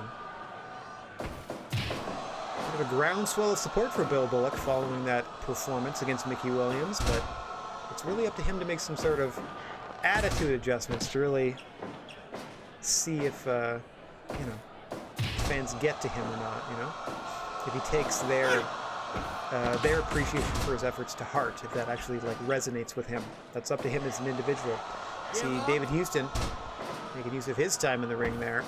Nice dragon sleeper to try to wear down his opponent early on here. An attempt to suplex him out of the ring as well, but just shy of that. Second attempt just sort of throws Bill Bullock into the ropes there to Houston, so he elects to snap him toward the center of the ring. Nicely done there. A master of the flying head scissor is the Anti-Gravity Kid, David Houston. You see a quick poke to the eyes there from Bill Bullock. I mean, Roddy Piper used a poke to the eyes, and he's one of the biggest baby faces of all time, but also one of the biggest heels of all time. So who knows? Oh, Hulk Hogan, back rake, all the time. Give up. Face or Give heel. up. So it can happen. You can have some heel moves and still be a good dude. But I feel like you got to draw the line when you start stabbing people in the forehead with forks. Bill Bullock not quite at that point yet, so there's still hope for him. Just like he's hoping to come out with a victory here against David Houston. Looking to avenge his loss in exhibition matchup play last month against the Hollywood hunk Jack Howard, who we saw against against Matt Robinson most recently. Give up. Give up. In a heck of a contest.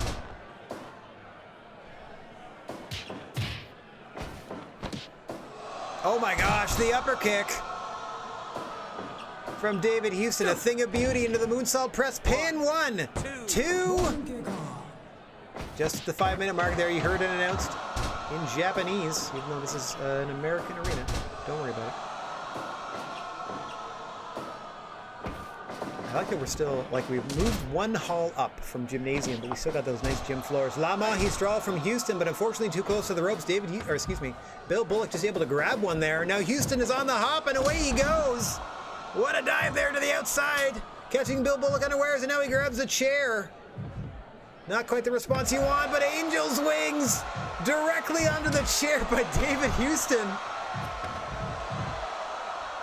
Metaphorically hoisted by his own petard there was Bill Bullock. We call it the Abyss Syndrome.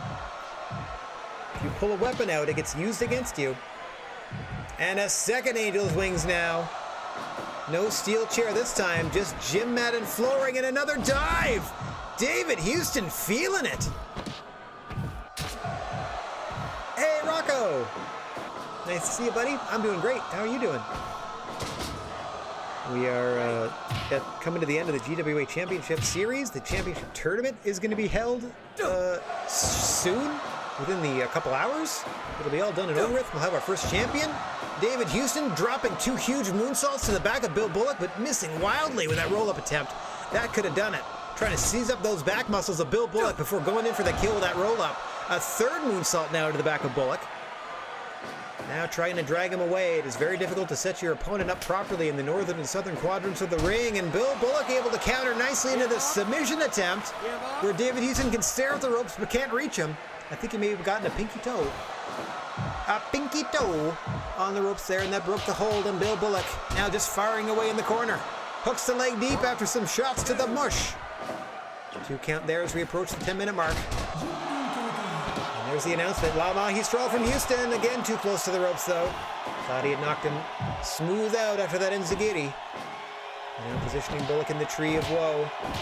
Putting all Joey Lawrence on him.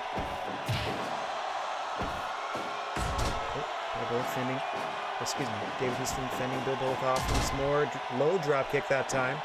But Bullock back up to his feet first and locks on a single leg crab. Never a dumb idea to attack the legs of your opponent. If they cannot move, they cannot fight. And if they're not conscious, they can't fight either. Huge knockout shot followed up by a clothesline. 2 clotheslines from Bullock. Oh, I don't know what that was. May have dropped the knee low there. Pop up into a Hurricane Rana, center of the ring for Houston. Got him! David Houston. Some flashes of competency from Bill Bullock, but David Houston carrying the majority of that one, leading to a victory just under 12 minutes. And yeah, kind of, bringing us down a little bit, but not too shabby. Still above 80, so we'll take it.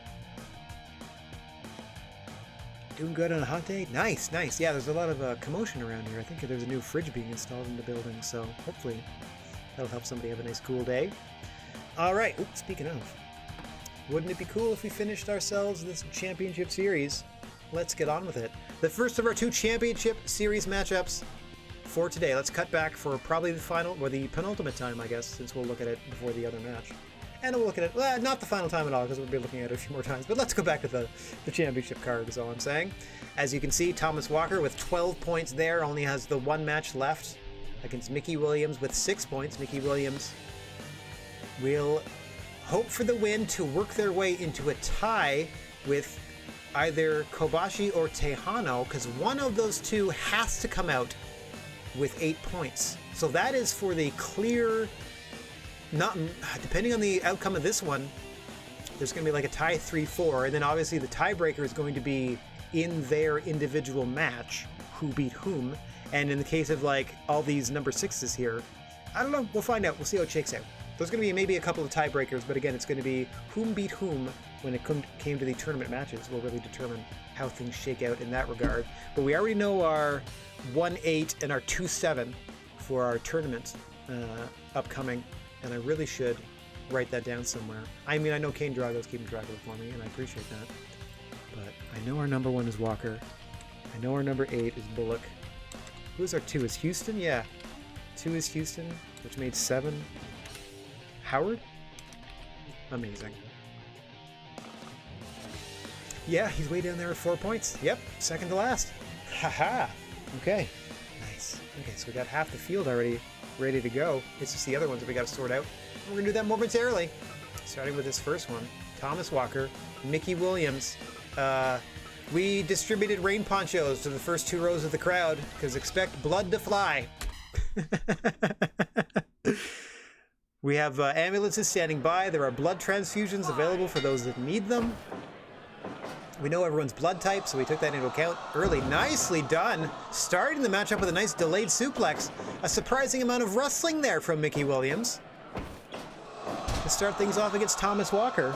At least the very first move of the matchup, if nothing else. Most of Mickey Williams' offense consists of a clubbering and a stabbing. And a choking. That's it. He'll just beat you down. Like a whole February full of Mondays. You know what I'm saying? Just like, ugh. That's a match with Mickey Williams. As he again just trying to pull the leg out of the socket there. Pull it right out of the hip of Thomas Walker. No love lost between these two men. No love lost between either of these gentlemen and the fan base of the GWA either. Fans not quite sure who to root for, if anyone, in this contest.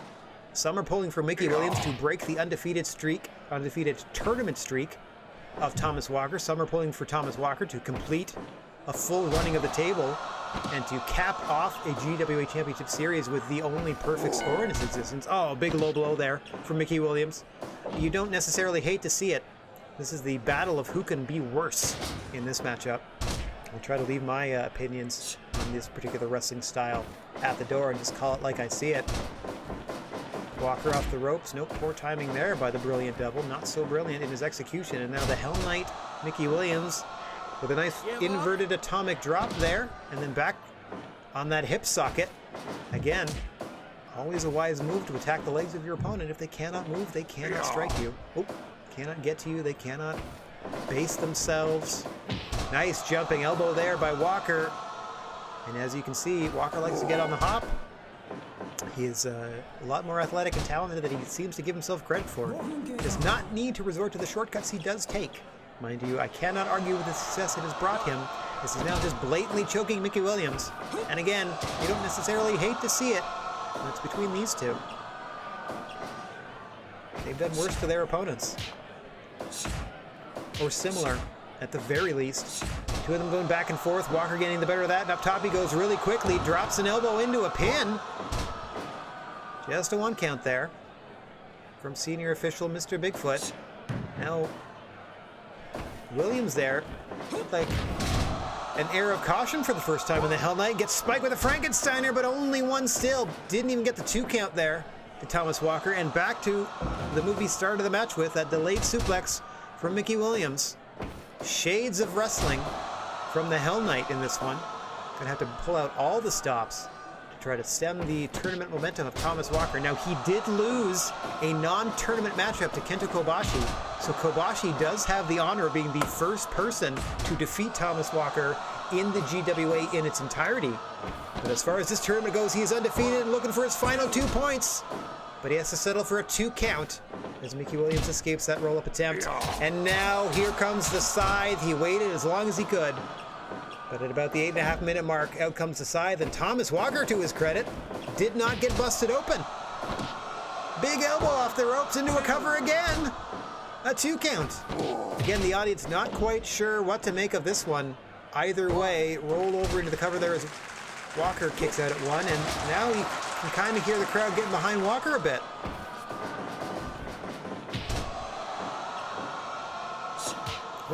Walker went for another roll-up attempt. Williams cut him off quickly with a shot to the jaw. Nothing pretty about Mickey Williams' offense. Even his suplex style is brutal. Oh, now he's just biting the forehead, and that lacerated Thomas Walker. Just literally chewing on the flesh of his opponent is Mickey Williams. Something must be done about that menace. Oh, another delayed suplex there, and you can see the blood flowing freely all the way down the face and chest of Thomas Walker. The first one to bleed is indeed the Brilliant Devil. Another delayed suplex. You can see Mickey Williams waiting for all that blood to rush to the head of his opponent before dropping to the canvas for maximum splatter effect. Oh, and now quickly an Ushigoroshi from Thomas Walker, dragging Williams away from the ropes into the cover, hooks the leg deep. 1, 2, no! Almost dims the lights of Mickey Williams, who goes right back to gnawing on the forehead of Thomas Walker, breaking at 3. He does have till 5, but that's disgusting no matter how long he does it. Thomas Walker now getting a great response from the crowd. Going for the uppercut. Hooks the leg again. No, Mickey Williams just barely rolls the shoulder. Oh, and now the blood smeared into the face of Thomas Walker. Turnabout being fair play. How often has he done that to his opponents? Sent off the ropes now. Big inverted atomic drop again from the Hell Knight. Mickey Williams taking his time, catching his breath. You can see the blood continuing to pour, and it's only going to get worse as he continues to gnaw on the forehead of Thomas Walker. Breaking it 4 this time. Walker trying to catch him in those pay dirts. Nothing doing, and Mickey Williams real proud of himself and what he's accomplished here. As we are almost 15 minutes deep. Deep extension on that ding-dong shot from Mickey Williams, but he gets countered with a jawjacker. And now a dragon screw for Thomas Walker. Going up top. 450 splash. 1, 2, 3. Thomas Walker did it. A perfect tournament. Oh my gosh. He didn't use the fork. He beat him clean. What a victory for Thomas Walker. He beat him clean with the Firebird Splash! Holy moly! That's big news. Huge news! Whoa! A big wow, you're right about that. That was wild. Holy moly, we never had anything like that happen before. Hang on, let me get this out of the way. Let me get my big dumb face up here. Boink! That was insane! Holy crap. Okay, I'm not even mad. It's not even the last match. It's not even the last match. That was the semi-main event. I'm losing my mind. Okay, hang on. Oh, I have so many text files and things open. Hang on 1 second. I'm just updating this thing live. A perfect tournament. Who could have predicted? And of all people, Thomas Walker. Nothing against him, but like just the way he carries himself. To be honest. Okay. A perfect 7-0. Wow, Mickey Williams settling for 6 points. That means, and I'm doing this. This is taking longer because I'm vamping because I'm trying to set this thing up live to do this. That means, hang on, let me get that out of the way too. That Kenta Kobashi and El Tejano Jr. are fighting for sole possession of 8 points in this tournament. That means there is a logjam at 6, and we'll figure out from there. But the winner of this match is the 3rd place finisher. Is that right? Yeah, that's right. The winner of this match will work out to be the 3rd place finisher in this series. Okay, and then we got to work on who 4, 5, and 6 are. Love it. All right. Cool. Does it.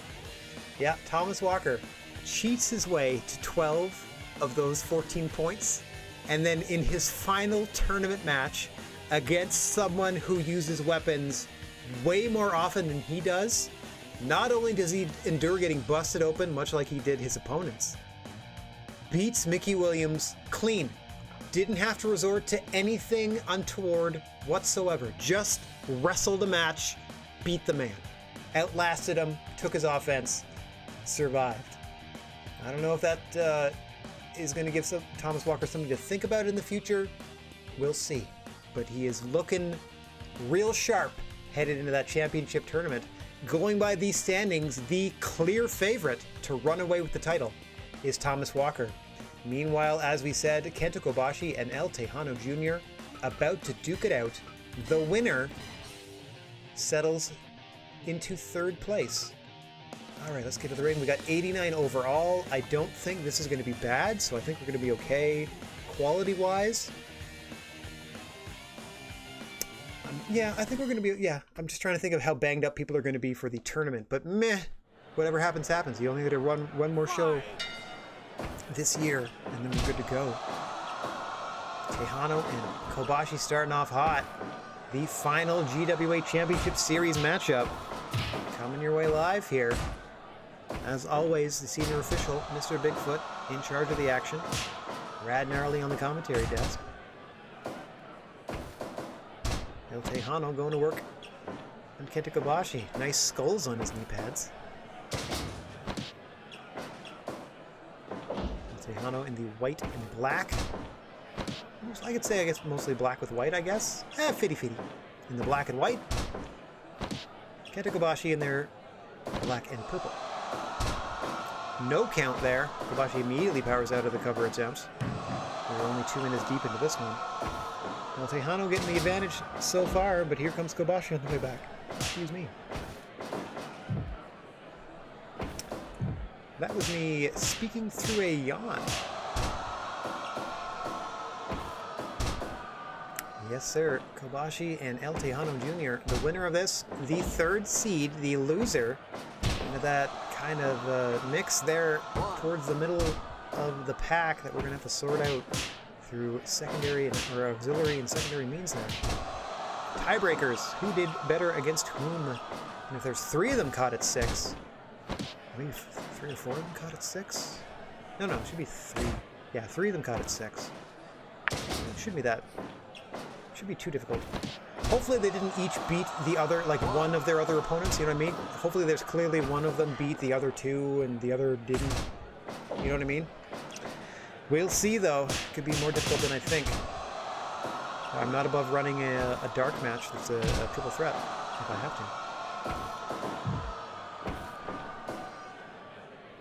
to. Turnbuckle powerbomb for realsies.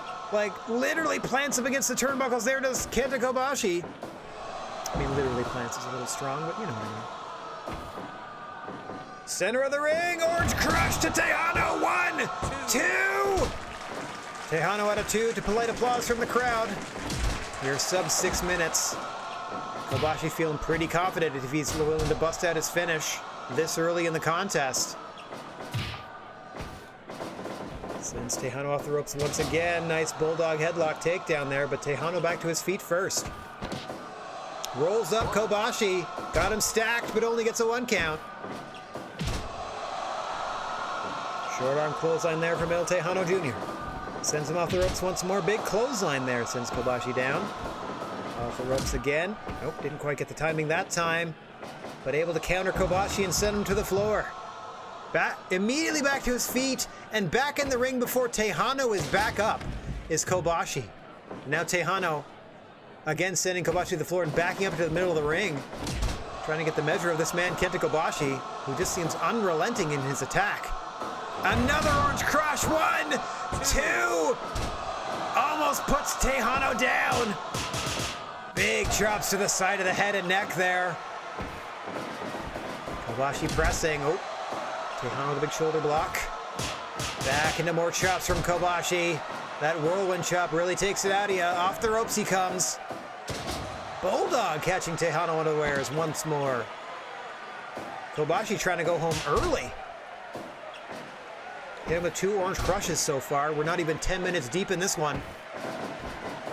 Off the ropes again. Oh, Kobashi didn't get the timing right, but Tejano just bounced off the form of Kobashi and went down. Now he gets another bulldog. Dragging Tejano away from the ropes. This has been all Kento Kobashi for the past 5 minutes or so. Sets him up for a brainbuster this time. Kobashi's starting to wind himself, but he's still doing pretty well. Oh, gets scooped up here. Easy for me to say. I may have spoken too soon. Air raid crash. El Tejano into the cover. Kobashi just out of 2.9. The combination of exhaustion and the power of that move almost spelled disaster for Kobashi. And now Tejano is pressing his advantage with a big boot to the face. Suplexes Kobashi and sends him out to the floor. Kobashi up quickly again. And a little cat and mouse being played. Oh, by Tejano this time. Trying to set Kobashi off his rhythm. Successful in doing so. Falls up with a suplex. Off the ropes comes Tejano. Big clothesline puts Kobashi down. And Kobashi right back up to his feet. Suplexing Tejano there in counter is Kento Kobashi. And he's once again sent to the outside. Tejano creating a little space to do this. Dives over the ropes. Nicely done. Lands squarely on the body of Kento Kobashi. Now Kobashi trying to fight back on the floor. No countouts or DQs on the floor of a GWA ring. Also no sponsorship, as you can tell from the sad state of things. Man, I really wish you could use custom rings. At least some aspects, like the colors of things, and then they could put the advertisement over the top.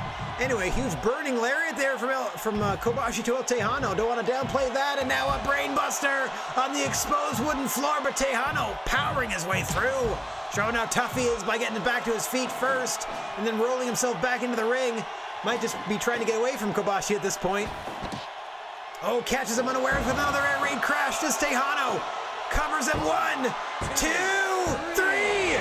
El Tejano surprising Kobashi with that air raid crash. Picks up the victory. El Tejano is your number 3 seed. Huge win. Not a barn burner of a matchup, but still pretty good. 88 overall. Nice.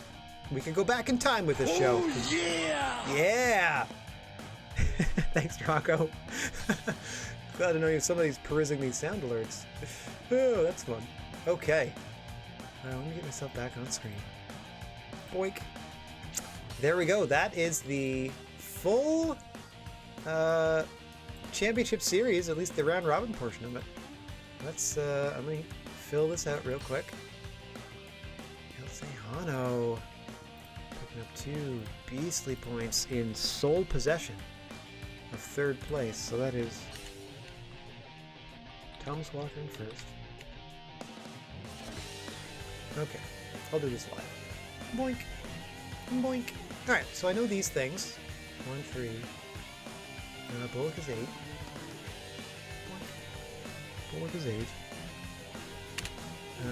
Howard is 7. Houston is 2. Thomas Walker is 1. So what do I got to figure out here? 4, 5, and 6. Okay, so Kento Kobashi, Mickey Williams, Matt Robinson. Mickey Williams beat them both. Number 4, Mickey Williams. Oop. Oh dear. Hang on. Can you tell I'm using a word processor? There we go. Doing it all live. Okay, Mickey Williams is your clear number 4, and then Matt Robinson and Kobashi. Matt Robinson beat Kobashi. That makes him number 5. Kento Kobashi finishing a disappointing 6th. Was not anticipating that. Thomas Walker, your clear winner. Let's get up here. Let's do that so it looks nice. There we go. There's your tournament seating.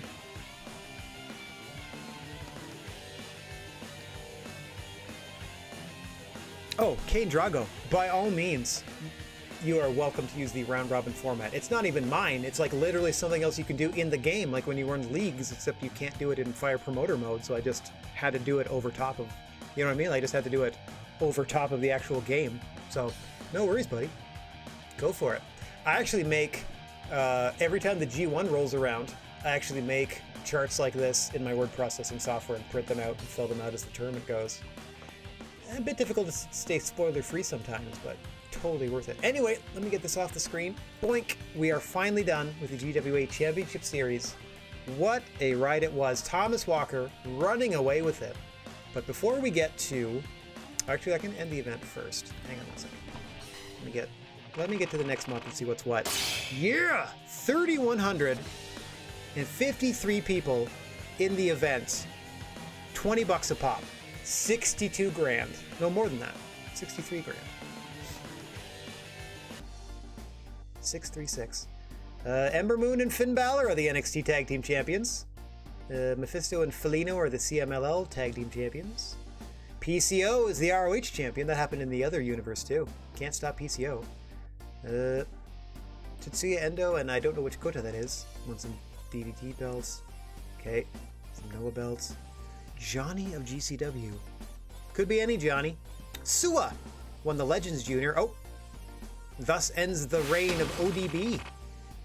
To Sua. We have $160,000. That's very much enough to buy a gym upgrade. Okay, Ring of Honor's doing a tournament this month. Impact's doing a 6-person tournament, probably crowning some champs or defending the belts.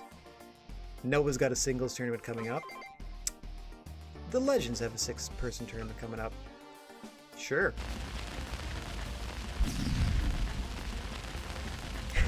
Now to figure out how to make one? Like the chart? Are you talking about how to make that chart? It's literally just... Hang on, you want me to bring it up again? Hang on. Boink. There. In your standard like word processing software, this is literally just, I've made a chart that was so many cells by so many cells, and then obviously join the ones up top to make the title parts, but you don't even need to do that. Most of it is just done by like literally right clicking and going table and then like making a table. I'm using OpenOffice Writer, by the way, as my word processing suite. It is open source software and I've been using it for years. Used to use WordPerfect, used to use Microsoft Word. This stuff is way smaller and does everything all that other stuff does. But anyway, just literally just went to table and picked some numbers. And then the way these things work is every time you like run out of space, like say we only have these 2 rows and it stopped here, if I hit tab, it would just add an extra row. So you just keep going along down. The hardest part thing is lining things up like this. And the way to do that is just select your cells and then you can right click and then, oh wait, hang on.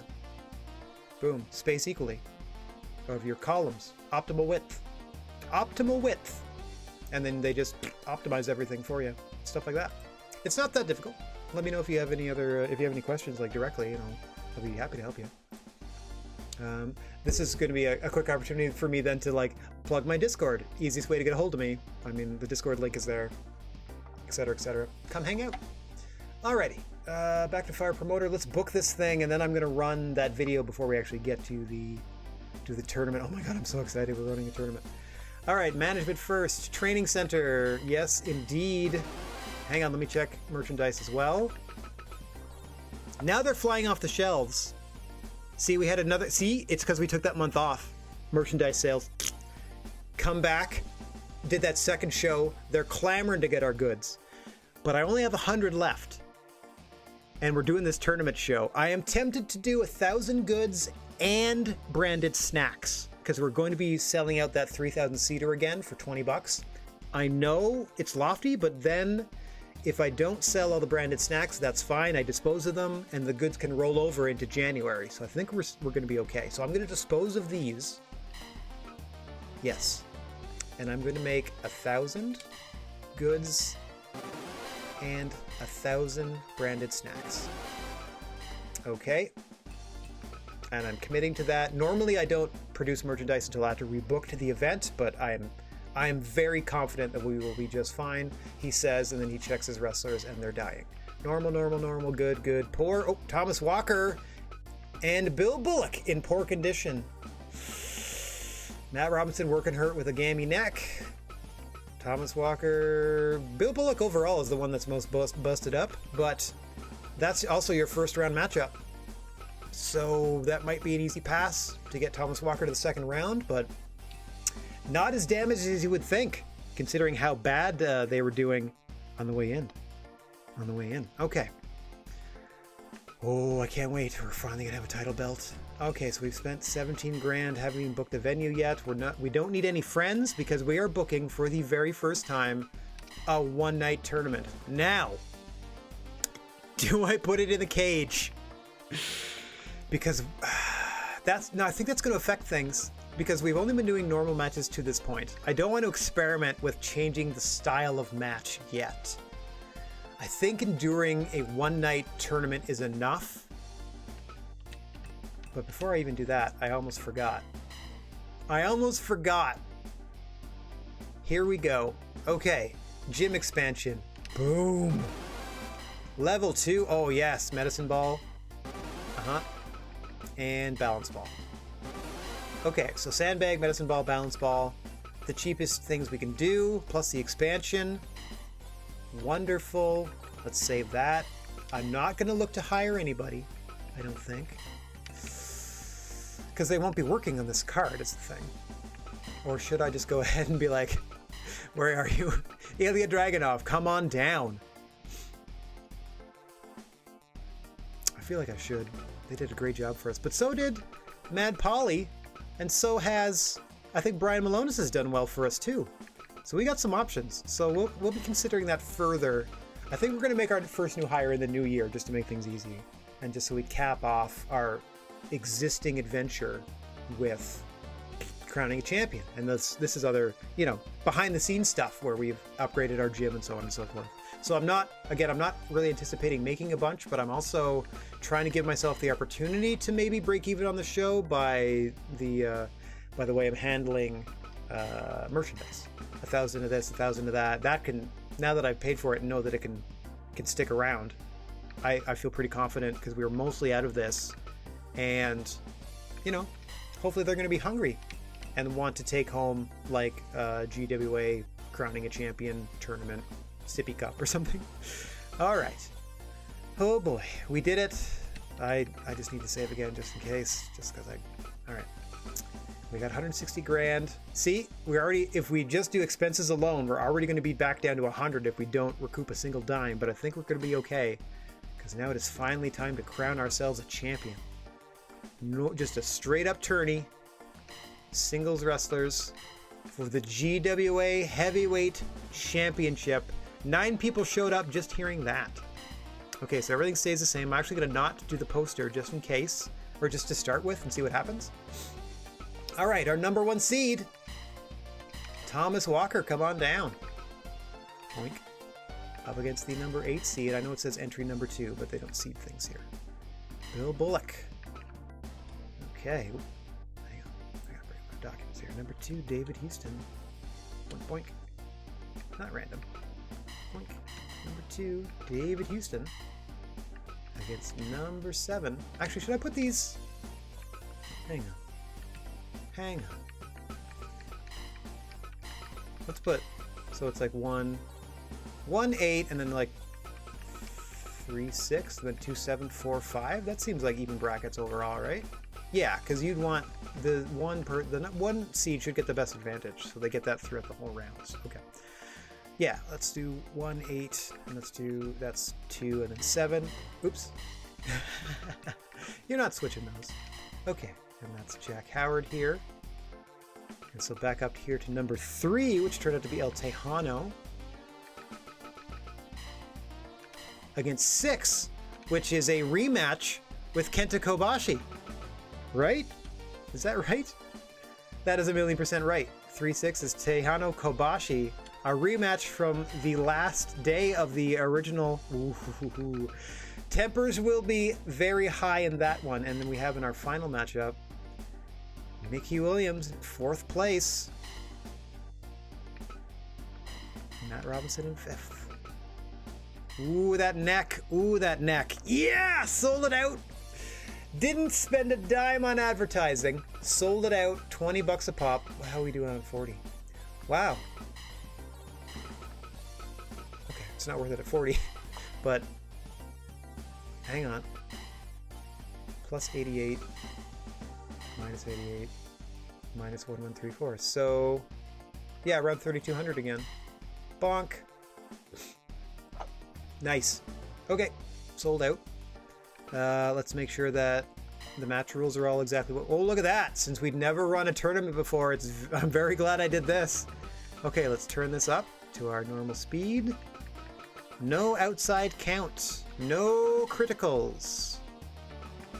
This is also just something I would do in case I do tournaments in the future involving teams. Just want to get that set up now. Okay, over the top rope would be insane. No time limits. There must be a winner in this. We are crowning ourselves a champion. Okay, rope breaks are on. Elimination is off because it's not a team thing. Lumberjacking is off. Tornado play is off. That's all team stuff.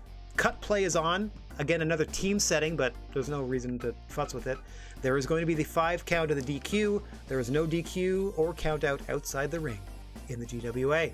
We are all set to go with the match style. That didn't affect our attendance at all. It will just affect enjoyment. And yeah, we filled this place with our $20 price tag without any advertising. So it worked.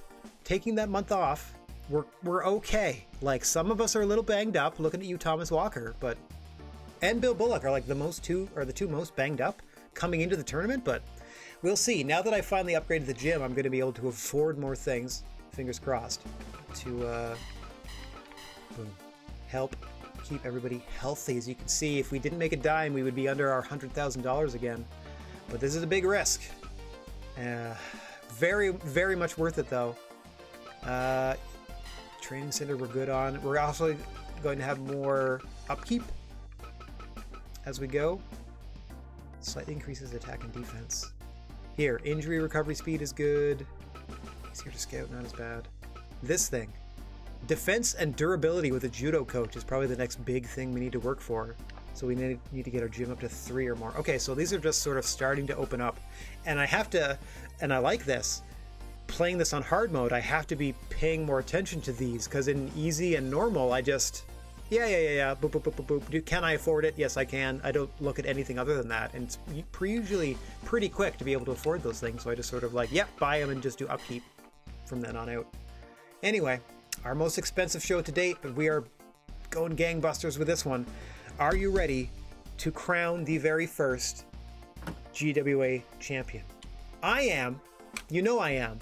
But before we do that, let me play the second of 2 advertisements about the upcoming A1 Classic. Be right back. Hello, Grappa groupies. It's Rad Gnarly in the GWA Event Center with some more details on the upcoming A1 Climax tournament coming away live at noon Eastern on Thursday, July the 1st. We are humbled to announce that the A1 Climax will be held in benefit of the Downey Wenjack Fund. The Gord Downey and Channy Wenjack Fund was founded in 2016 to create cultural understanding and a path toward reconciliation between Indigenous and non-Indigenous peoples. The organization strives to build awareness, education, and connection through programs like Legacy Schools, which provides free resources for educators across Canada. For more information, I encourage you to visit downeywenjack.ca. All of the net proceeds from your generous donations during the course of the A1 Climax will be sent to the Downey Wenjack Fund. The next time you see me, we'll be announcing the first 10 competitors in the field of 20 for the A1 Climax tournament. So until then, this is Rad Gnarly saying so long, everybody! All right, and we're back. There you go. So, honored is the word for it, to be holding the A1 Climax in benefit of the Downey Wenjack Fund.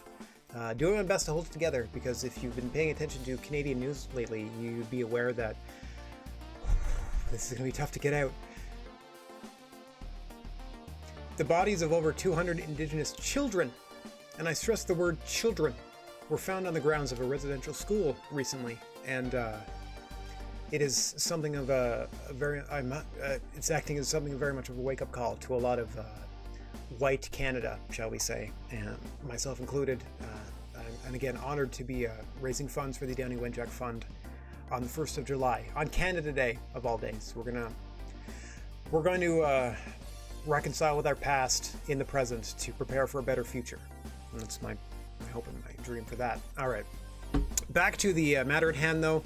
We got a silly little wrestling show to put on, so let's go ahead and do that. We have booked everything, and we are underway. Let's make sure everybody showed up for work here, too. I mean, they're all under contract, so you would hope so.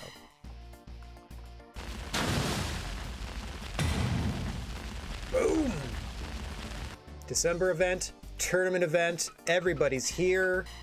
It looks different than I'm used to.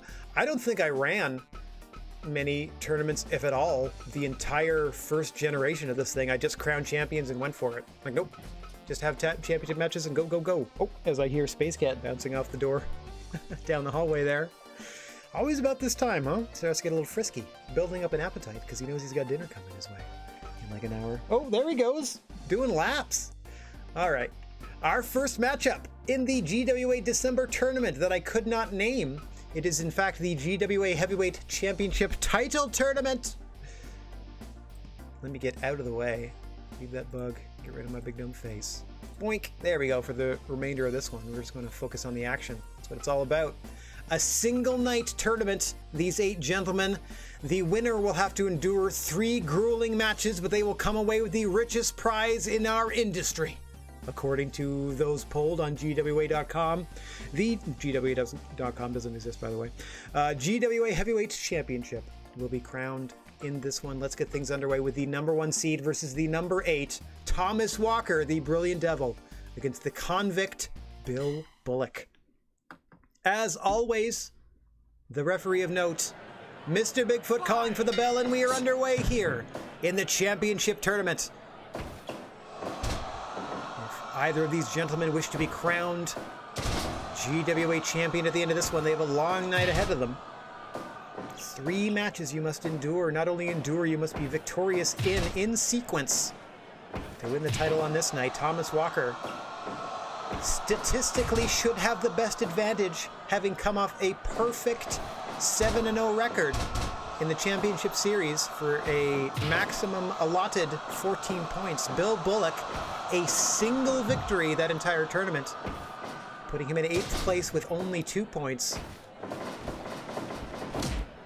You would think that would put the odds into Thomas Walker's favor, but this is only his second singles match against Bullock and vice versa.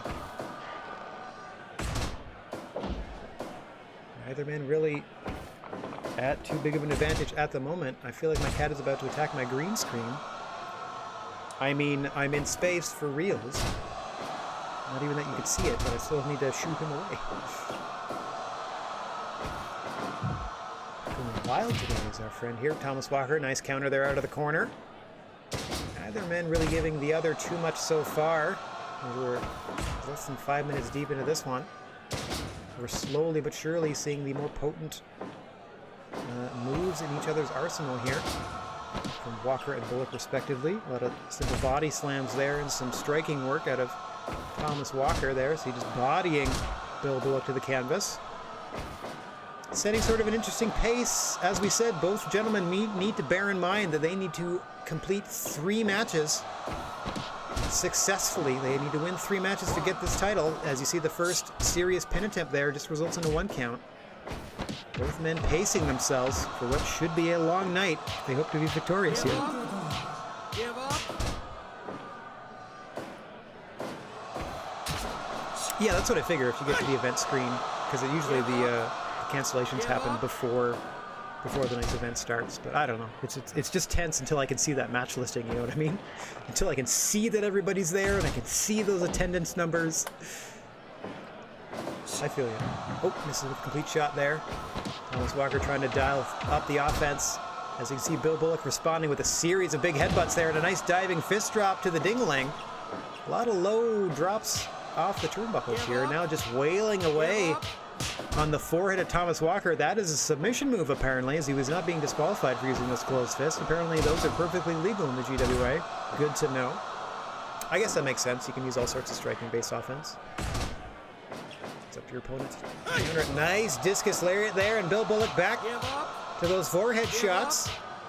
Give up. Trying to wear down and tap out Thomas Walker. See if he will give up under that onslaught, and now working on the shoulder joints is Bill Bullock. Nice recovery here from the convict. Now taking it to the Brilliant Devil, Thomas Walker. Looking for the upset.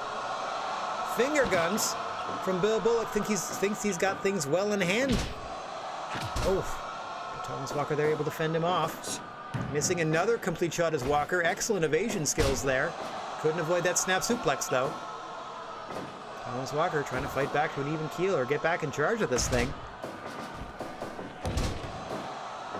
Pride cometh before the fall. He could have come into this a little bit cocky, having run the table, so to speak, in the GWA Championship Series. He does have a pinfall loss to Kenta Kobashi, but that was in non-tournament action, so as far as he's concerned, it doesn't even count. Phoenix Plex with the hold by Bullock 2! Oh, Thomas Walker just gets the shoulder up at 2.9.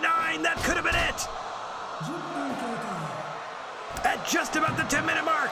Now Bill Bullock avoids that elbow. Appealing to the crowd once more.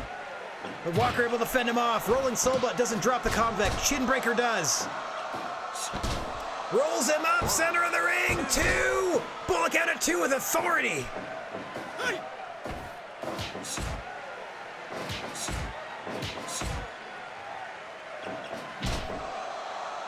Discus lariat from Bullock. I know, right? It's just the weird placing of their animation. Like, well, I can't help it if it looks like the fist drop lands to the ding-a-ling. That's just the way people do it. Oh, nice. European uppercut off the ropes again. Bullock can counter, ducks underneath. Standing Spanish fly. Got him positioned in the corner. Oh, thought he may have been sending the turnbuckles there, but Bill Bullock staying on the ground. Now a big back elbow in the corner to Thomas Walker, rolling him up into that submission once more. Trying to separate the shoulders or break that arm. Walker fights free. This is another complete shot. Has had no success with that move, but keeps going back to it. Oh, and a straight up shot to the ding dong. No frame counting there. Beautiful moonsault out of Bill Bullock to the back of Thomas Walker, unable to follow up. Walker sends him off the ropes. Oh, mistimed by the Brilliant Devil. Into the stomach claw by Bill Bullock, and he's done it!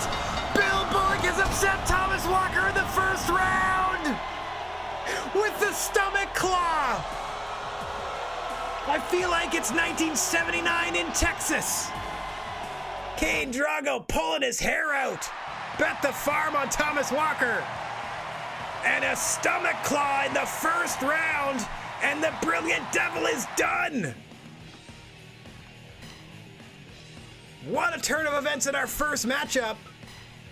We got 3 more first round contests, and remember, we're still crowning a champion tonight. Holy moly! Oh yeah, with the A1 climax coming up. Let me get back on screen. I like bopping around off on the screen. Bonk bonk. There we go. With the A1 climax coming up, that's 91 matches total. I was already thinking, I'll commit to doing half of them, and then if we exceed our donation goals, I'll do the rest of them. But that seems kind of rude and mean. Like, why would you advertise an event and then only really commit to doing half the event? So I'm committed to doing all 91 matches that will crown the A1 Climax champion.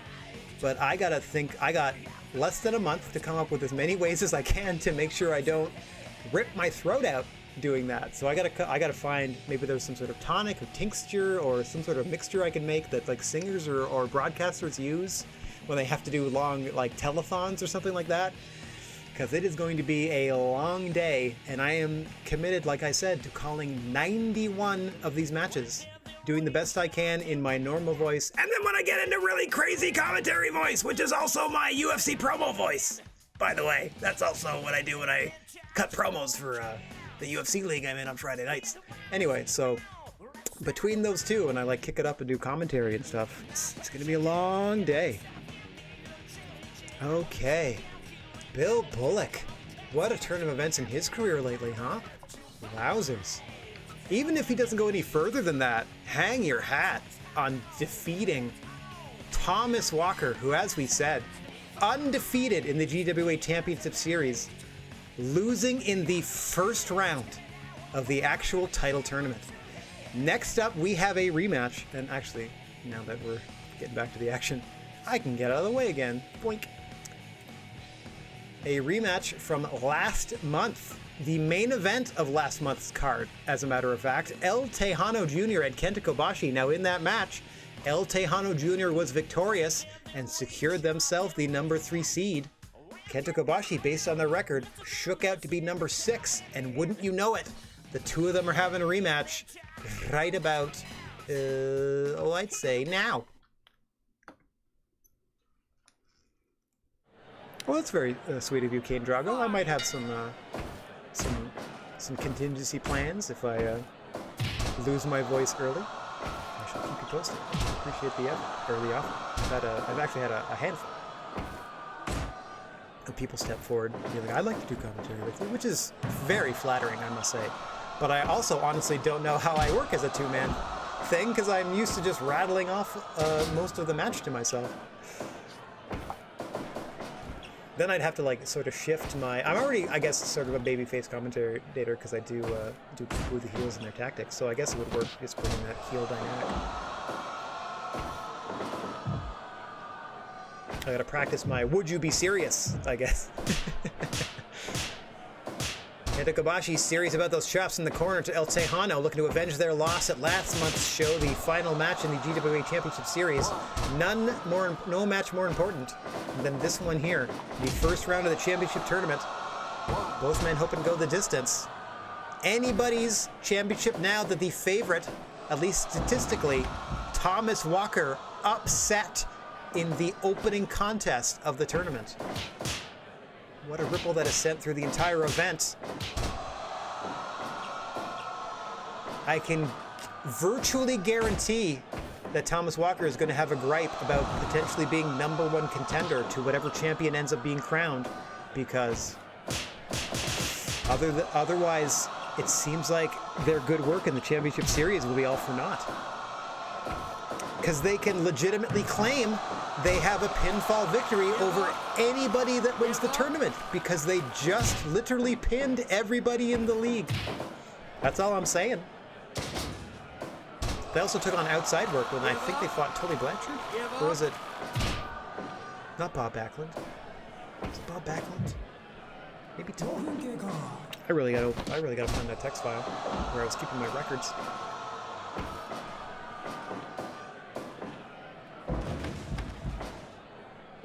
El Tejano now sent out to the floor. No count out to DQs here, and Kobashi quick to follow up into an orange crush on the floor. Seems to have been consistently hitting that move around the 5-6 minute mark in his last couple of matches as Kobashi. Unfortunately, it hasn't been translating into wins. But here he tries a variation on the floor. There's a bit of padding, but not much. And you can see he is definitely maintaining that offensive advantage. Tejano fighting his way back to his feet first. But you can see Kobashi just shrugging off the effects of that suplex and laying in those chops immediately. Tejano fighting his way back into the ring now. Gonna get a little time and space, catch his breath a little bit. Kenta Kobashi returns to the ring, and we are back underway here, looking to orange crush him again. 1, 2, no! Tejano rolls the shoulder at 2.9, immediately follows with a burning hammer. Pulls him away from the ropes. Kobashi going for the victory. 1, 2, no! Tejano at a 2. What a sequence! Tornado Tejas from El Tejano Jr. Finish after finish into the cover. 2, no! Kobashi out at 2.9. Orange crush again. 2, no! What a sequence! Brainbuster by Kobashi. Zabisco, not even Tully or Bob Backlund. Yikes. My memory's amazing. I may need to hire you as an analyst. Whoa, just a 2 count there. As I make a note to wipe the spittle off my monitor following this matchup. What a sequence of moves there between Tejano and Kobashi, but miraculously they are fighting on. Somehow, some way. Yeah, if only I had my little text file up. My little extra brain. Oh God! Another orange crush on the floor! Tejano bravely fighting his way back to his feet. Tornado Tejas to Kobashi on the floor. Oh my God! Burning hammer to Kobashi on the floor by Tejano Jr. What will be left of either men for the rest of the tournament? Brainbuster on the unprotected floor.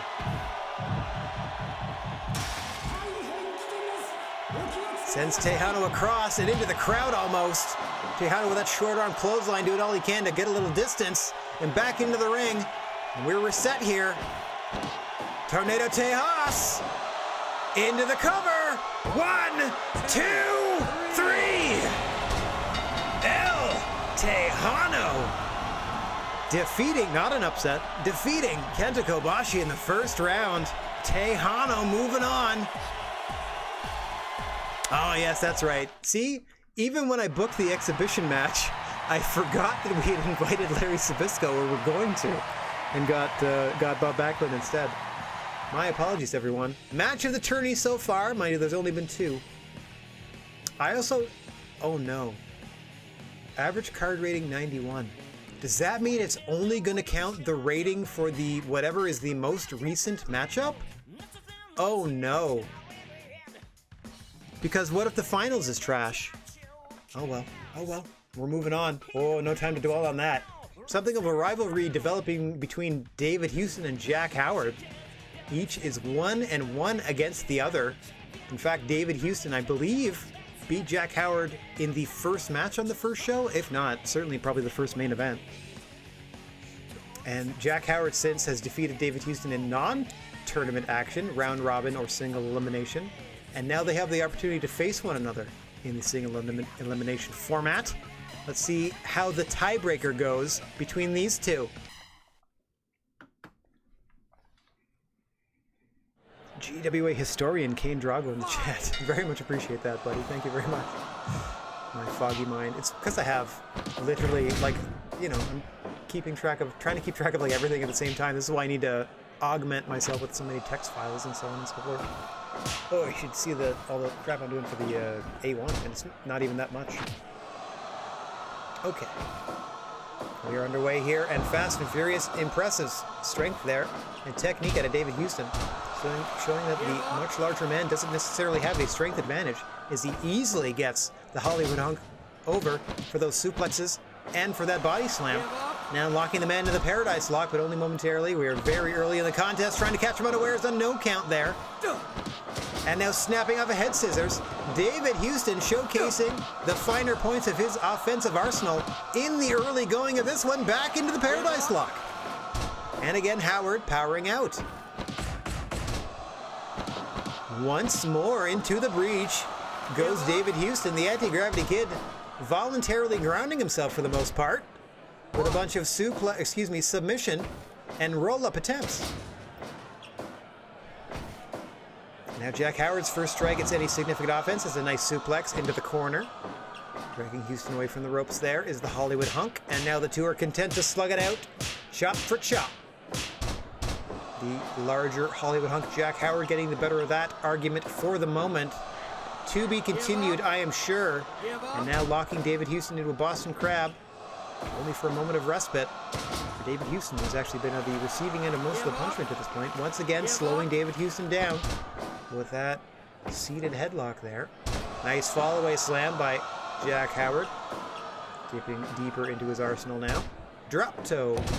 Followed up by that somersault splash, originated by the flying Frenchman Edouard Carpentier. As we pass the 5-minute mark here, up goes Jack Howard, diving, elbow drop to the bum-bum, right in the glutes. Funny though it may seem, that'll seize up most of your back, and he spikes him. Rating spike for David Houston, but he pops right back up. Now Howard's going to position him and says he's going to do it right in the center of the ring. First he's got to get Houston back to his feet. Oh, trying to set him up for the power slam there, but Houston just shoves him away and now suplexes him to the floor. Smart move there by Houston, getting himself a little bit of time to catch his breath after suffering that vicious rating spike. But Howard undaunted, trying to put Houston away, going up top. Nope, not enough time, not enough time. Houston back to his feet and fighting as the anti-gravity kid off the ropes he comes. Low drop kick. I think Howard was looking to dodge or block something high. Houston went low. Main event spine buster from the Hollywood Hunk there. And now a second rating spike. Let's see if he can capitalize into the cover. No, not immediately. And again, Houston is up first. Trying to get some distance between him and Howard. No good, as he's hit with a TKO. Houston's doing well to endure these moves, but he's got to do something to get himself moving offensively. Nice start with that moonsault, but too close to the ropes. Jack Howard pretty confident. Oh, half and half, dumping Houston on his head. Ducks the clothesline though, does David Houston. Nice flipping drop kick. And now again a moonsault out of the corner, but too close to the ropes once more is the Anti-Gravity Kid. Ring positioning not his best friend at this point. Moonsault after moonsault to the chest and back of Jack Howard. Look at him go. Weakening the midsection for perhaps that amazing red. As David Houston rolls him up. 1, 2, no! Howard just escapes as we just passed the 10-minute mark here. And now he spikes David Houston with a brainbuster, but David Houston rolls through. Angel's wings to Jack Howard. Lamont stroll away from the ropes. 1, 2, no! Howard just kicks out at 2.9 and then spikes him again with a brainbuster. He's had enough of Houston and lets the crowd know it. Viciously slams him to the canvas there, trying to position him. You know, he likes to head toward the center of the ring with that rating spike. Oh, gets rolled up once more. But able to hit the ropes is Jack Howard somehow, some way, and break up that pin attempt. Just a straight shot to the face, drops David Houston, and now he's fighting back. Back and forth they go. Big super kick by David Houston. Oh no, another brainbuster by Howard. Stops his momentum before he can even start. And now Howard again positioning him in the corner. But he gets an Angel's wings for his trouble. Houston up top, waiting for Howard to stand. Diving Hurricane Run into the center of the ring. He got him. David Houston with a beautiful maneuver off the top of the top rope. I was going to say Brett's rope, but it's not Brett's rope. And the Anti-Gravity Kid defeats the Hollywood Hunk. Oh yeah. I mean, they call it a swinging Frankensteiner. That's fine. 98%. What a match. Oh, good. It is taking everything into account. Okay, it is the overall card rating. Okay, just checking. I guess the first two matches were both 91 then. Woo! All right. What a first round we have, and we got one more contest to go. Oh, boy. Okay, let's take a look. David Houston. These two are both faces. Kobashi's a face. We got a heel here.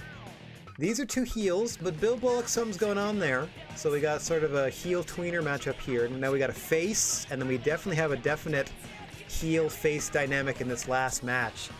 The Hell Knight, Mickey Williams, in your 4th of 4 first-round matches, will be taking on the Divine Matt Robinson.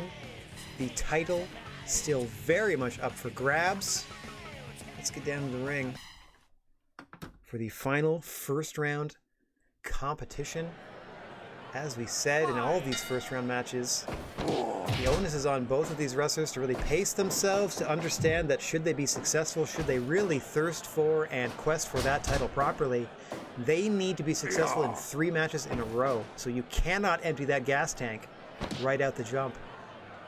I worry for the performance of El Tejano in rounds 2 and beyond, because that matchup against Kenta Kobashi was a barn burner. I worry about... Immediately going for the fork. Again, he's got a 5 count. Does Mickey Williams, but wasting no time bloodying his opponent is the Hell Knight. Looking to pick up where Thomas Walker left off in the round robin portion of this tournament.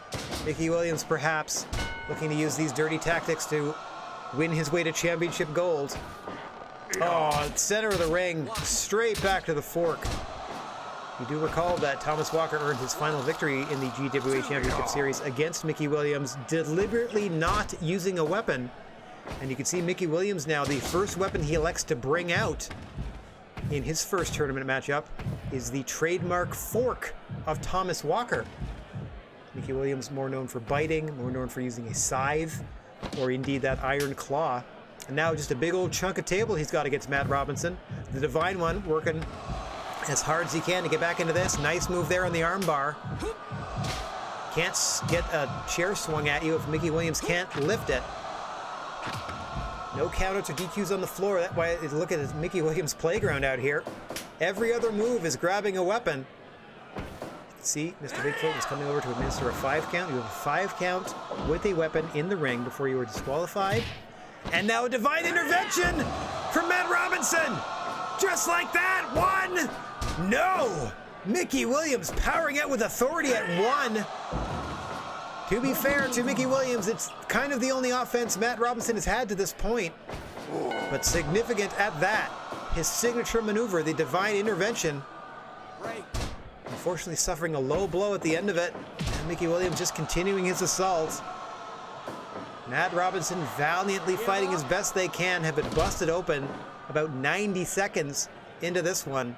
You can see the pools of blood in the corner there. The canvas absorbs the blood and makes the fight stronger. Oh, and now Matt Robinson has had enough, just dropping Williams to the canvas and laying in those forearm shots.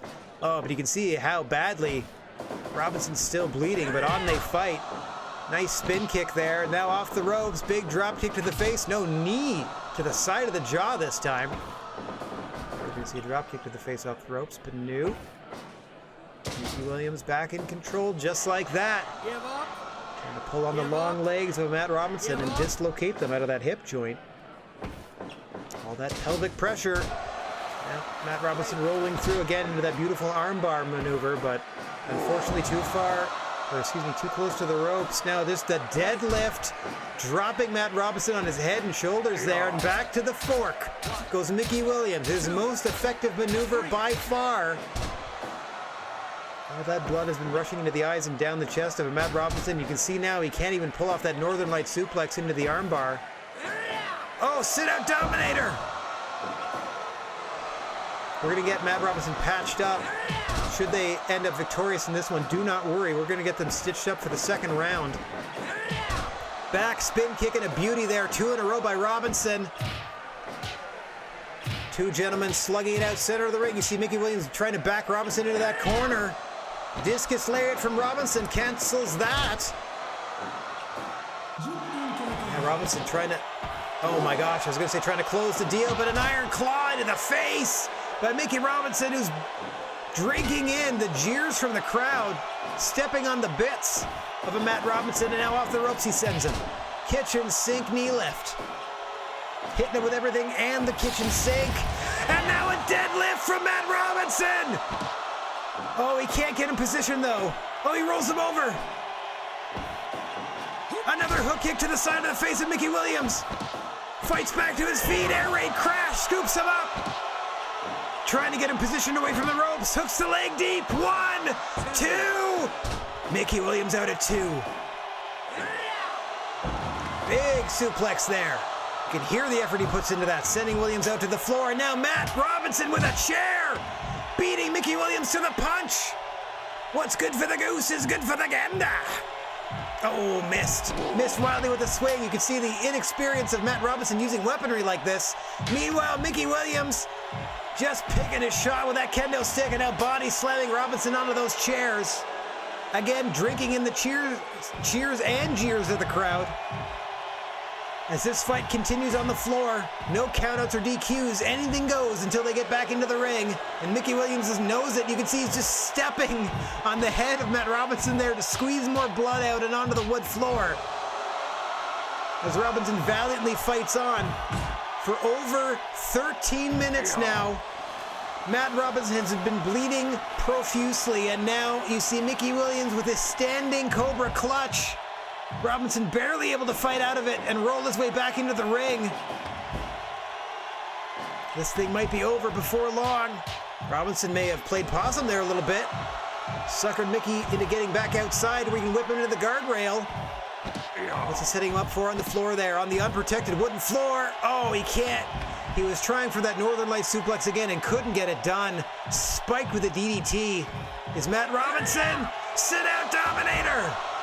What a reply! Oh, and Mickey Williams goes low and salutes himself for doing so. Very proud of his efforts is the Hell Knight Mickey Williams. Considering himself, I guess, the sole weaponsmith remaining in the tournament with the elimination of Thomas Walker. And speaking of, there's that fork once more. Just digging into the back of the head and neck of Matt Robinson. fires back with kicks to the midsection. This thing has been out on the floor for a good long while. Robinson trying to take it back into the ring. Again, playing a little cat and mouse, getting a bit of a breather, and giving his back to his opponent. Mickey Williams back into that Cobra clutch. It's going to wear Robinson down, but that's not going to get you the victory on the floor. Oh, neither is that low blow, Mickey Williams. Neither is that low blow. Again, they like fighting out by this wooden portion of the unprotected portion of the floor here. Oh, now just smearing the blood into the eyes of Matt Robinson as Williams trying to get a bit of a breather. And now biting away. Guess he got a little hungry during the course of this one as we approach the 20-minute mark here. Oh, and another shot to the ding-a-ling. But Matt Robinson fighting back for all he's worth.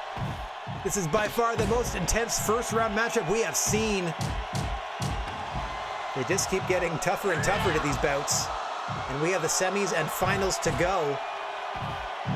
Oh, nice. Just whips Mickey Williams. I say nice because, you know, anything Matt Robinson can do to stay alive in this one. Just whips Mickey Williams into the post there and then fights his way back to the ring. Does Matt Robinson, getting himself adjusted and ready for what? I don't know. Oh, is he able to do it now?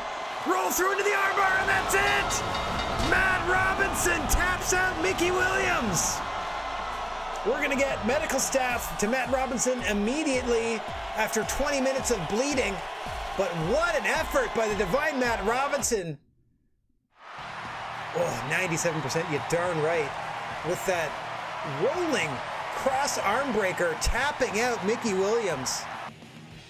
What an effort by both men, to be honest. Williams never cheated more and Matt Robinson never had to endure more than what just happened there. And we are set for our semifinals. The convict, Bill Bullock, the number 8 seed in this tournament, upsetting the odds-on favorite Thomas Walker in the first round, taking on the number 3 seed El Tejano, who got to the semifinal by defeating Kenta Kobashi twice in a row. If you want to think about it, two consecutive victories for El Tejano Jr. over Kenta Kobashi to put them in this matchup with Bill Bullock. Now, we're told that both fighters are ready to roll, and so are we as we get down to the ring. That last one. As you can see, we've cleaned everything up. Matt Robinson is being attended to by the medical staff in the back. He's getting stitched and stapled, whatever need be, because he's getting ready after this matchup. Matt Robinson right back out here for those semifinals against David Houston.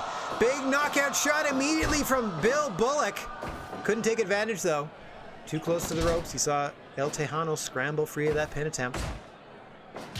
El Tejano, as we said, defeating Kobashi to get here. Bill Bullock upsetting the odds-on favorite. He who perfected the championship series, Thomas Walker, was upset with a stomach claw by Bill Bullock. One of his signature maneuvers. His finisher, of course, Bill Bullock being that beautiful Phoenix Plex hold. El Tejano Jr.'s finish being that Tornado Tejas they've used to great effect. A short-range PK there from the convict. And now the two content to slug it out.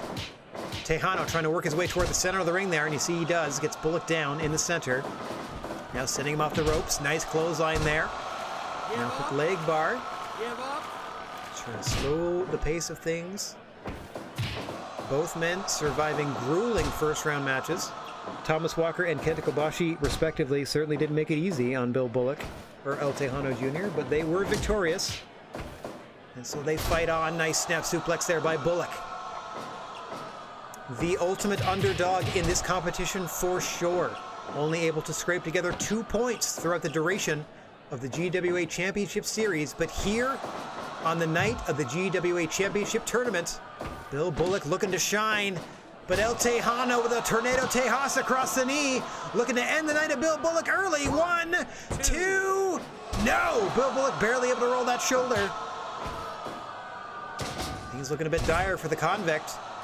Trying to get back into the swing of things here. Nice knockout shot by Bill Bullock. Prison justice, he calls that punch. Oh, nice fisherman buster release style. Didn't bother with the bridge, all impact.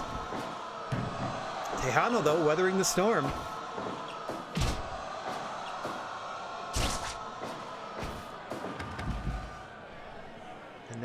Just a bit of sportsmanship there from El Tejano, getting a bit of time and space, catching his breath, allowing Bill Bullock to return to the ring as well.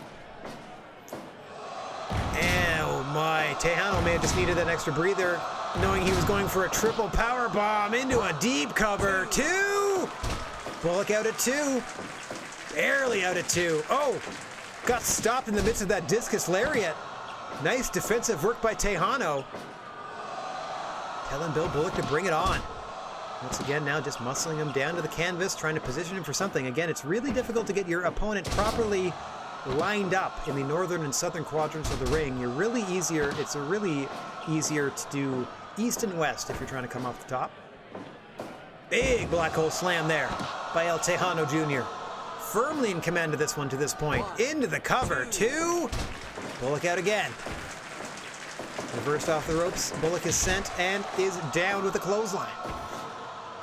Another fisherman buster by Bullock, trying to get his way back on an even keel. Nice discus lariat lands this time into a press pin. 2. Tejano out just at the nick of 2. Another knockout shot, prison justice. And then Tejano back to those multiple power bombs. This is the first time he's hit a second combination of those in the same match. Now a leg lay, smartly done. If you can't pin the man, tap him out. But Bill Bullock fighting free as we approach. 10 minutes gone now. You just heard the announcement.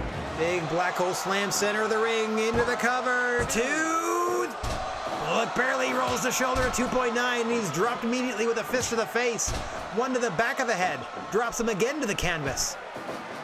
The convict Bill Bullock's going to have to pull something out. Nice main event spine buster. Got to find something in his bag of tricks. Into the cover goes Bullock.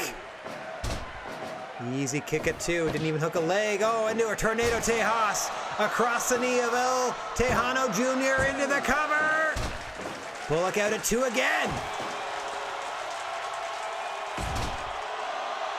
Bullock giving it everything he has. Both of these men know what is on the line. The winner of this, a trip to the finals and a chance to win the GWA Championship. Be crowned the inaugural GWA champion. Bill Bullock with that discus lariat, fighting for all he's worth. He knows what's on the line. Appealing to the crowd now, not used to that from Bullock. Huge main event spine buster. Both men down. Bullock gets up first, but he's groggy. Snap suplex sends El Tejano back to the canvas into the stomach claw. This is what he beat Thomas Walker with. El Tejano fights him off. Scoops him up into an air raid crash. Hooks. Oh, doesn't even hook the leg, but cover. Got him. El Tejano Jr.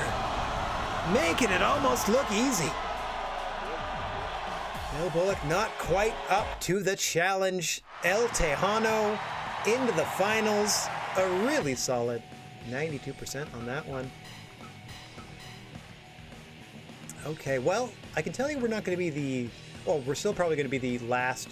I'm just trying to think ahead to the, overall awards for the end of the first year. I feel like we're going to be, dead last, but that's only because a promotion went bankrupt in year 1. But we're still going to, we started number 16, we ended number 15 by virtue of the fact that there's only 15 promotions now type of thing. Okay, another quick save.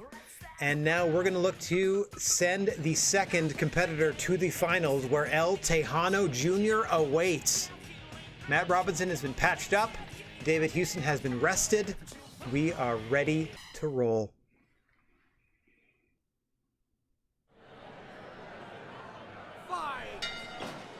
The winner of this meets El Tejano Jr. for a chance at the gold. The Anti-Gravity Kid, David Houston. Blonde hair, red attire. The Divine Matt Robinson, dark hair, teal attire. We are underway in this second semifinal, and a huge angel swings by David Houston in the opening minutes into a bow and arrow submission. Smartly pulled him away from the ropes first, but not far enough. Houston now sitting Robinson in the corner. No, Robinson reversing. Hear that extra effort every single time he rips off that suplex, does Matt Robinson. those forearms. Oh, bit of mistiming, miscommunication, misuse of the ring there by David Houston. Kind of bonked himself into the turnbuckle.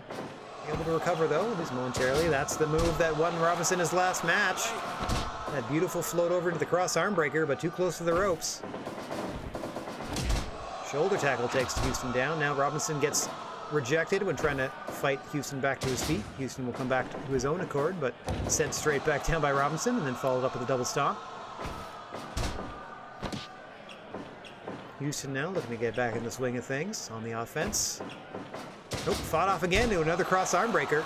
Matt Robinson wrestling a really smart ground-based match to this point. I mean, it's still the early going, but after the war they just went through and how they were busted open early. You see now David Houston planting those boots, both those boots right into the face of Matt Robinson. If he can bust Matt Robinson open again, I don't like Matt Robinson's long-term chances the more he has to bleed over the course of this tournament. So we'll see how David Houston attacks that area and how Matt Robinson responds. So far, so good. Nice suplex there, sending Houston out to the floor. Now, Matt Robinson, in the last match against Mickey Williams, was very comfortable on the floor, let's say, even pulling out some weapons of his own. Sending things out to the floor in this semifinal matchup could play to his strengths, but now you see David Houston able to lock on that Paradise Lock, and the only way out is for, there you see it, Matt Robinson to power his way out. Now be suplexed into the guardrail and back into the Paradise Lock. His legs battering the guardrail first with that suplex, and then all tied up with that Paradise Lock. But Robinson able to recover and respond with a huge sit-out dominator to Houston and followed up with those mid-kicks. Back and forth these two gentlemen go. Robinson pouring on the offense here. Cut off with an enziguri, and beautifully done by the Anti-Gravity Kid, who returns to the ring. Gets a bit of a breather and continues the fight as Matt Robinson joins him. Oh. Counters that Irish whip, does the Divine One, and now floats again into that cross armbreaker, looking to go to the finals. David Houston's got to break this, and he does.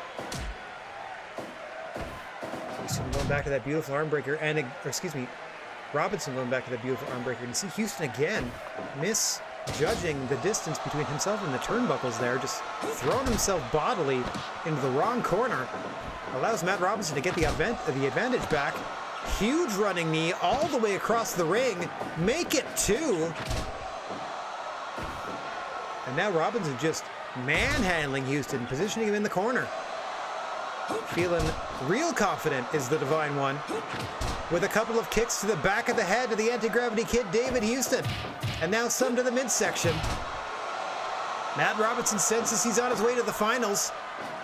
Looking to deliver that knockout shot, and that spin kick to the back of the head he hoped would do it. In lieu of that, how does the sit-out dominator suit you? No, pulls him back to his feet. Amazing Red by David Houston out of nowhere. 2! Robinson out at 2. A desperation, Amazing Red, perhaps, out of David Houston as Robinson continues the onslaught. Kicks and knees in bunches to the chest and face of David Houston. Matt Robinson in firm command of this, signals once again to the crowd that this should do it. Kick to the side of the jaw.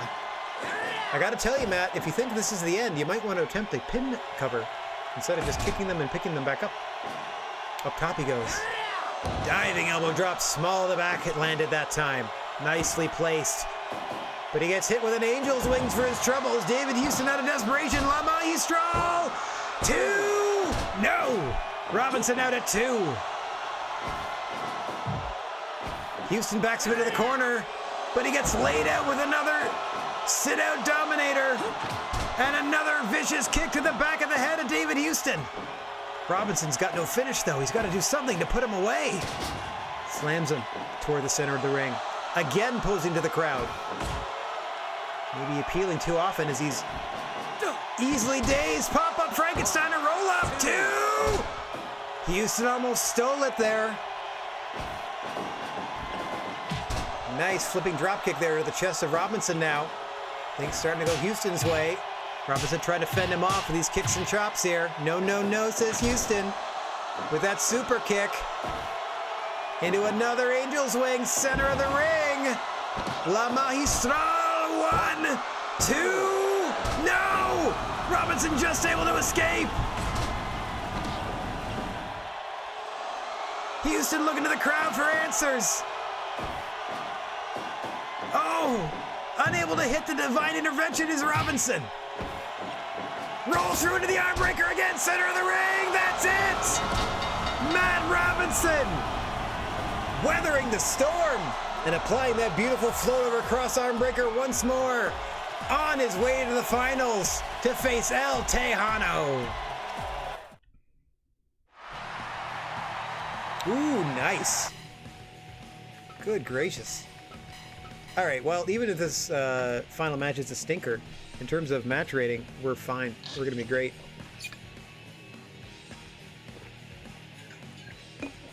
Yowza. Gotta take a little swig of water after that one. Pardon me. Okay, let's get myself on screen. This is it.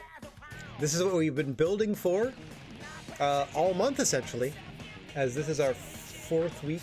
Well, you know, for the past month or so. This is our 4th week in the relaunch of the GWA. We've been gracious enough to be able to do enough shows that in so doing, we are ending our 1st year crowning our inaugural champion.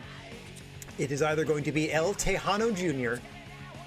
or Matt Robinson. Not too shabby, not too shabby. So, without any further ado, let me get myself out of the way again.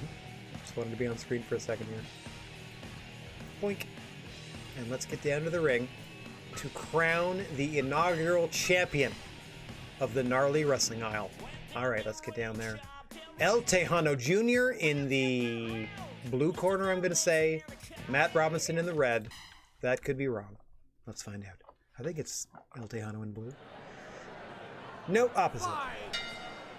No, I'm right. Oh, just the apron's weird. Matt Robinson in the red corner, El Tejano in the blue. If you want to go by gear, El Tejano in the black and gold. Matt Robinson in their trademark teal, and we are underway. This is the finals. As always, the creature on feature, the senior official here when you stroll down the Gnarly Wrestling Aisle, Mr. Bigfoot in charge of the action, and we are underway. In the most important match in the history of the promotion. At the end of this one, we will crown our inaugural champion, Matt Robinson, looking to put Tejano away early. With that early pin attempt, garnering a 1 count at the 90-second mark, taking a measure of the gas left in the tank of Tejano there is Matt Robinson, able to get a 1 count already and now suplex the man out to the floor. Matt Robinson keeping things nice and easy peasy. Suplexes the man out to the floor, takes a nice breather in the ring. Rolls him over there. Another 1 count. Perhaps trying to get him to exhaust himself with multiple pin attempts is Matt Robinson. He's going to have to... Both of these men are essentially going to have to wrestle the perfect match if they're hoping to come out the victor and the champion in this one. Matt Robinson downing Mickey Williams. Hang on. Cover attempt here. Not even a 2. Matt Robinson downing Mickey Williams in a bloodbath. Mostly Matt Robinson's blood. And then David Houston in your semifinals to find their way here. El Tejano downing Kenta Kobashi. And then the convict Bill Bullock in the semis to find themselves in the final. And here we are, figure 4 on the floor at the 4-minute mark. No countouts or DQs outside the GWA ring. These two combatants can go at it all they want until they return to the confines of the ring. That's the only place we can crown a champion. As you see Robinson in and amongst the fans here, the jam-packed fans. We are sold out here. Over 3,000 strong have come to cheer these competitors on in hopes that one may be crowned champion. And you can see Matt Robinson dancing with what brung him, using that armbar more and more as the tournament progresses. It has won him his 2 matches to this point. You can see him applying it early and often to El Tejano here. A very effective armbar variation from Matt Robinson. And sound strategy to keep using it if it keeps working. PK. This has been all Robinson on the floor. Oh, counters the sit-out dominator to El Tejano. elects to pick Robinson back to his feet and throw him toward the crowd. Both gentlemen trying to get something going on this wood flooring. You see Matt Robinson there grabbing a chair early, kind of out of the view of the hard cam, but I still saw it. And then again, back to the arm of El Tejano goes Matt Robinson. We'll see if Tejano ends up having to drop those arms. I've seen it happen. Once their arms are really, really hurt, you can see the characters just like drop them. They can't hold them up anymore. See how that progresses throughout this matchup. Matt Robinson doing excellent work on the arm of El Tejano to this point. We're almost 10 minutes deep here. Tejano's got to fight back in a big bad way. A lot of time spent out on the floor there and a lot of damage done to the limbs of El Tejano. Sit out dominator from Robinson says this is it. Oh, Tejano fighting his way free. Sends Robinson off the ropes. Huge clothesline drops divine Matt Robinson. A second clothesline. Tejano looking to follow it up. No such doing. Robinson fends him off, and now it's his turn to come off the ropes. Big spin kick. Cut off whatever move Tejano was trying to do in counter. Now Robinson positioning him in the corner. Oh, roll up. Stacked up by Tejano, but obviously too close to the ropes. You can saw Robinson was able to grab the turnbuckle pad with his feet. Broke that attempt. Huge rolling lariat. And then a knee to the chest. Matt Robinson is vicious with those strikes. The most prolific striker in our promotion. Looking to spell victory. That air raid crash looking to spell defeat. Victory for Tejano incoming. No! Robinson just rolls the shoulder in time. And then plants Tejano with another dominator. Tejano fighting back with some shots to the gut. Another dominator. Some punches from Matt Robinson. Tejano this time. And again. Punches and bunches from the Divine One as he catches his breath. Pulling Tejano away from the ropes. Perhaps setting up for the divine intervention. No, sent off the ropes is nice spinebuster there by Tejano. Scooped up again for another air raid crash. Tejano can't make the cover. Robinson up first. Tornado Tejas in the center of the ring. Into the cover. 1, 2. No! Robinson gets the shoulder up.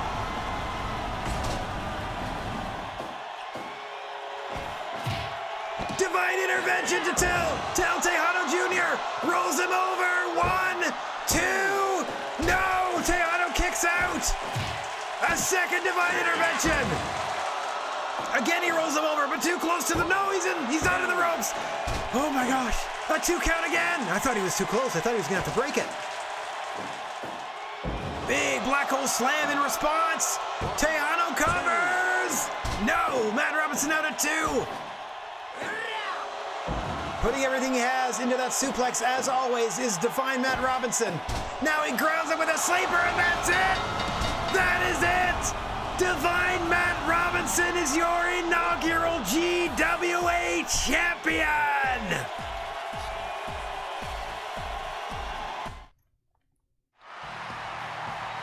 Oh, nice. I mean, it's a little lower, but that scissor sleeper spells championship gold! For Matt Robinson! Twinkle, twinkle. Yeah! Our first champion! Woo! Well, that was awesome. Okay, so 93 average card rating overall. We sold out the 3,000 seat arena for $20 a head. And we crowned the first champion, Matt Robinson. Wowzers. Yes, Kane Drago, you believed in him from the very start. I saw you do it. Never had a shadow of a doubt that Matt Robinson would pull that out. Wowzers. Oh no, Bill Bullock is hurt. Okay. Oh my God. Thomas Walker's hurt. We're down to 6. Okay. Oh no! Fatigue! I gave him a month off. Chronic fatigue. Anyway. Alright. Bittersweet. Bittersweet. 3 months with no Bill Bullock or Thomas Walker. We're gonna have to, I mean, it's good that we upgraded that gym then. So we're gonna hire somebody and bring in some friends to fill out these cards until we get our peoples back. Now that I don't have to worry about actually doing a championship tournament type of thing, I can just book people in matches. That should actually help. So, okay, so we made at least 63 grand. No, gross. Otis is the new WWE champion, so there's something. Okay, new 6-man champs in Big Japan. DDT, new 6-person champs as well. New 6-person champs in Dragon Gate. Look at all these full rosters. Yep. 6-person Impact champs. Kendo Kashin is the GHC Junior Heavyweight Champion. Legend 6-person belts. Rusher Kimura, Kawada, and who is the third one? Formidable team. Okay, see, we only made 14 grand because that was a big expense, but we made money on the month where we bought a gym. So I'm cool with that. We almost doubled our investment. Okay, we got 75% return on our investment in the first year of operations. Huh? How about that? That's not too bad, right? Good thing I got that gym in time, for sure. Okay, our annual results announcement. We are not too shabby. Not too shabby at all. How'd we do overall? At $10, we had 14,000 people show up. At $20, we had 10,000 people show up. I like that. That's cool. Thank you for letting me know that breakdown. We spent $12,500 on guest wrestlers. We spent $100,000 on venues, $21,000 on advertising. That went down and down. How about just salaries? Salaries? See, we spent we spent $109,000 on salary. So if we only spend like a little over 10% of that on guesting, on people guesting, I'm fine with that. That's pretty good. All right. Overall profit. We are dead last. Dead last. Oh, there were 17 promotions, excuse me. And since the Hall of Fame disappeared, we are now the bottom of the barrel. Details, please. Dead last in all categories. Okay, overall. Oh, it's not even showing me. Why don't you show me the nice ones? Popularity. WWE, New Japan, AEW, NXT, CMLL. Oh my gosh, look at that. The Legends promotion started next to us. Skyrocketed. Everything else kind of stayed as is, more or less, but that Legends promotion, those international legends, whoever is in charge of that did a much smarter job than the Hall of Fame promotion that petered out. But look at that, what a leap. Overall, the Legends went from maybe 16 to 6, and I went from like 17 to 16 by virtue of the fact that a promotion failed. Wowzers. Yeah, number 5 in popularity. Oh wait, hang on. Yeah. Oh, okay. WWE, AEW, NXT, that's a little bit of a different from overall here. Obviously, we're at the bottom. Yeah, in terms of quality of wrestler, WWE, and then Legends, and then CMLL. That makes perfect sense. In terms of title belts, they're all kind of the same, but these ones have the most prestige, WWE, AEW, NXT. In terms of assets, about the same.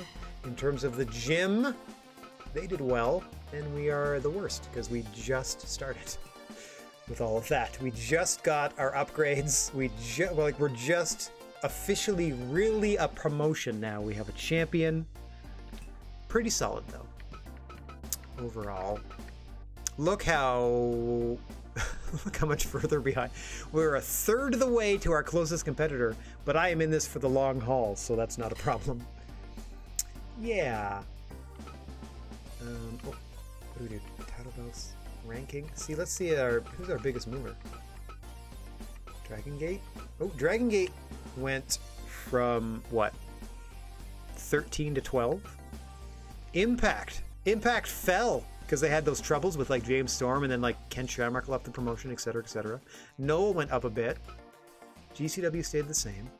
Legends. Apparently, it was always number 6. I don't think so. It was always down here at the bottom. Like the order that I have them here, other than GWA, like this is the order that I put them in when I first started. Yeah, you definitely skip. See, you can skip at 5 and 7 right there. That's where apparently the Legends promotion sits. Oh, it's the transition. They just sort of like consider themselves. Had always had the best. Who's getting worse here? Hang on. Dragon Gate getting worse. All Japan getting better. Oh, they hired Rob Van Dam. That'll help. Wow. The Legends gym went kaputski. I'm still at the bottom. But you don't want your gym and stuff to trend downward, I don't think. That could be because they have too many wrestlers and not enough facilities to properly hold them. Yeah, everyone just starts at number 1 and then it just sort of spreads out after a year. I get it. Cool. All right. Real good stuff. Rankings are finally up. We should always aim to outdo ourselves, boss. Check rankings from the records and help menu. Ready to go back to work? Yes, I am. Let's see what happens. Let's just see what the landscape looks like in January, and then we're going to get out of here because this is a little bit of a longer show, but we crowned our first champion. Happy New Year. Your promotion ended the year ranked at 16th place. I'm crossing my fingers. Like, does this give us a little bit of a break on people getting healthy again? Let's set our sights even higher than last year. Mickey wants more money. And Mahabali Shera from Impact wants to come fight for us for free. Yes, please. Masa Inoue from Noah wants to come fight for free. Yes, please. And we have sponsorship offers. So there we go. We got 2 people out with injury. We just literally got 2 guests because Noah and Impact Wrestling have reached out to us. We're going to start forming relationships. That's awesome. Impact, I think, is based out of Europe. I think I based them out of Europe, and I think I based... No, they might be America. I can't remember.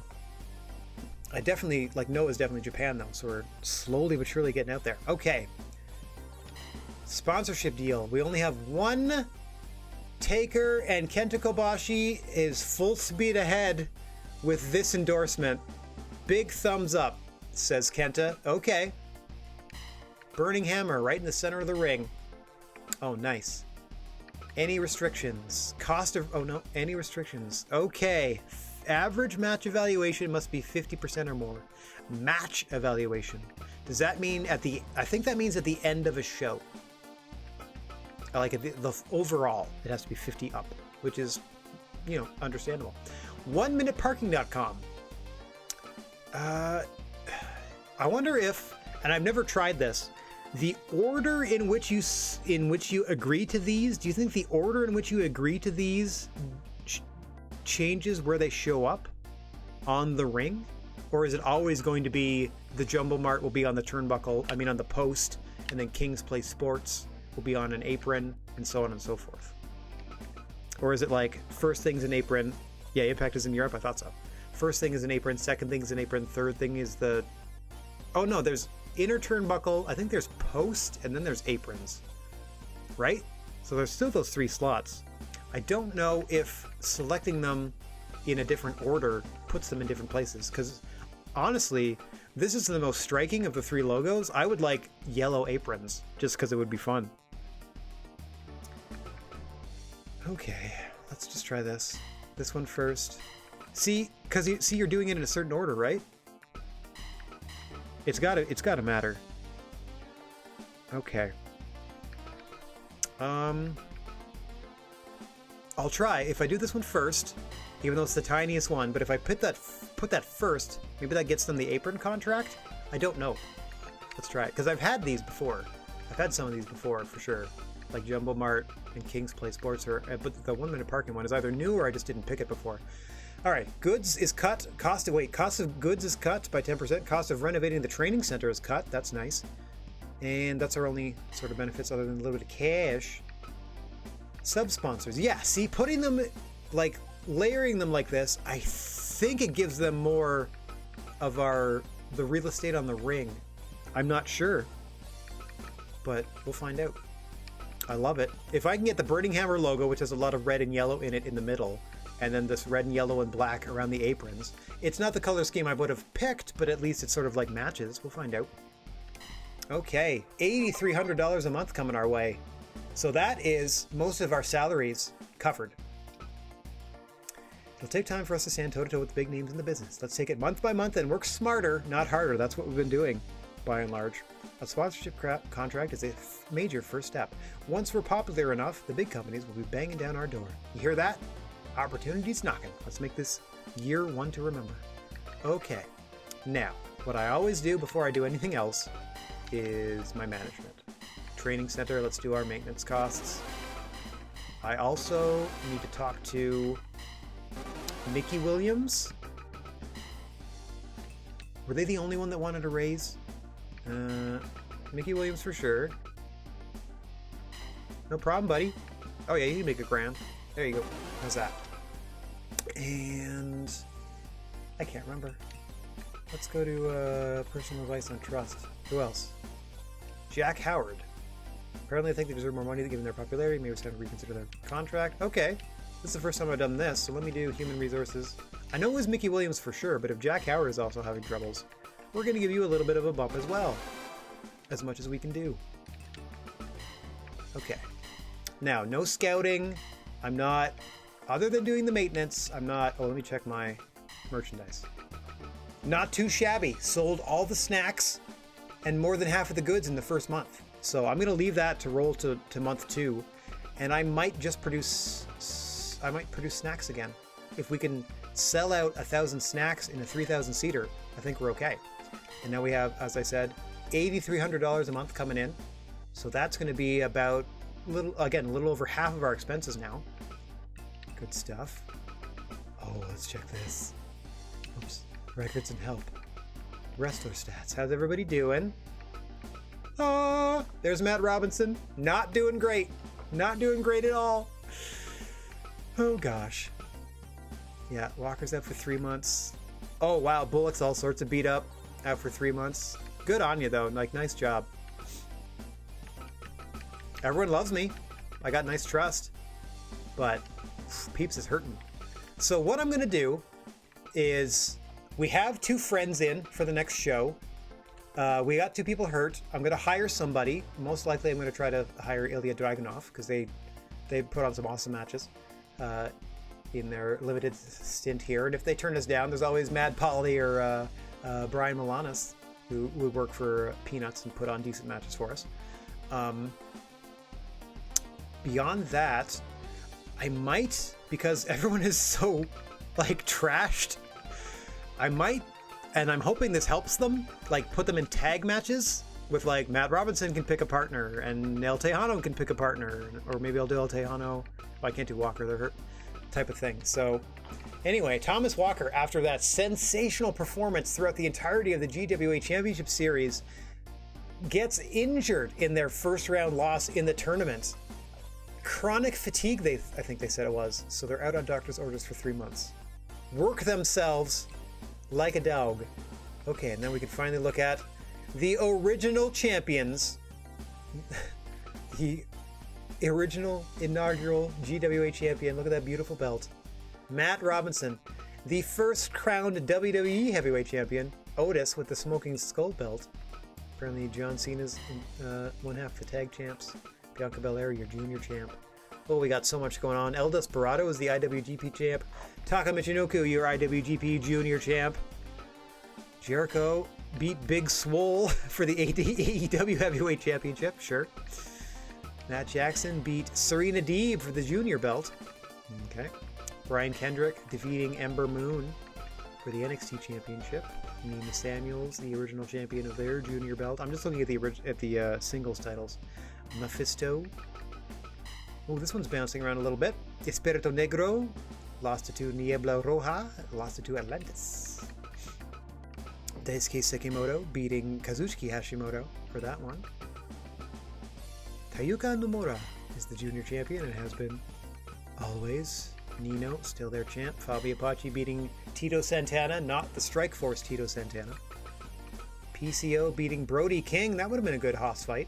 That's pretty good. Vincent, your only junior champ. Now your only DDT champ. Sakiaki won this belt and I believe quit the promotion. So I don't think, and hoping that she's not part of either of these teams, but I think that essentially cancels the usage of at least the junior title, if not these two, if not these three, because generally the champions tend to be involved in a lot of championship matches. Hikaru Sato beating Shuji Kondo. That is good. Dragon Gate's original champion, Brother Yashi. They can do better. Yamato, junior champ. Eddie Edwards beating Chris Sabin for the Impact belt. That's pretty good. No junior champion as of yet. Sakuraba, the inaugural GHC heavyweight champion here. Morohashi losing to Kendo Kashin, the GHC junior title. Johnny Valiant. That's right, their signee. Game Changer Wrestling signing the legendary Johnny Valiant, who beats Delilah Doom for the belt after she won it from Nick Gage. Meanwhile, I thought she was also junior champ, but I guess not. She's the junior heavyweight champ, her and Eli Everfly. And then Eli Everfly is on the six-person champs, not with his fiancée, Delilah Doom. Okay, Davey Richards holding onto the Legends title. Mind you, I don't know how many times he's defended it. Meanwhile, the Legends Junior belt has had 4 different owners.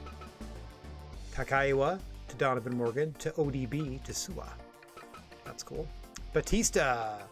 They crowned a champion, Pedro Morales. Batista beat them in their second show, or third show, and then they went bankrupt. So these will not ever be contended for. They do not exist.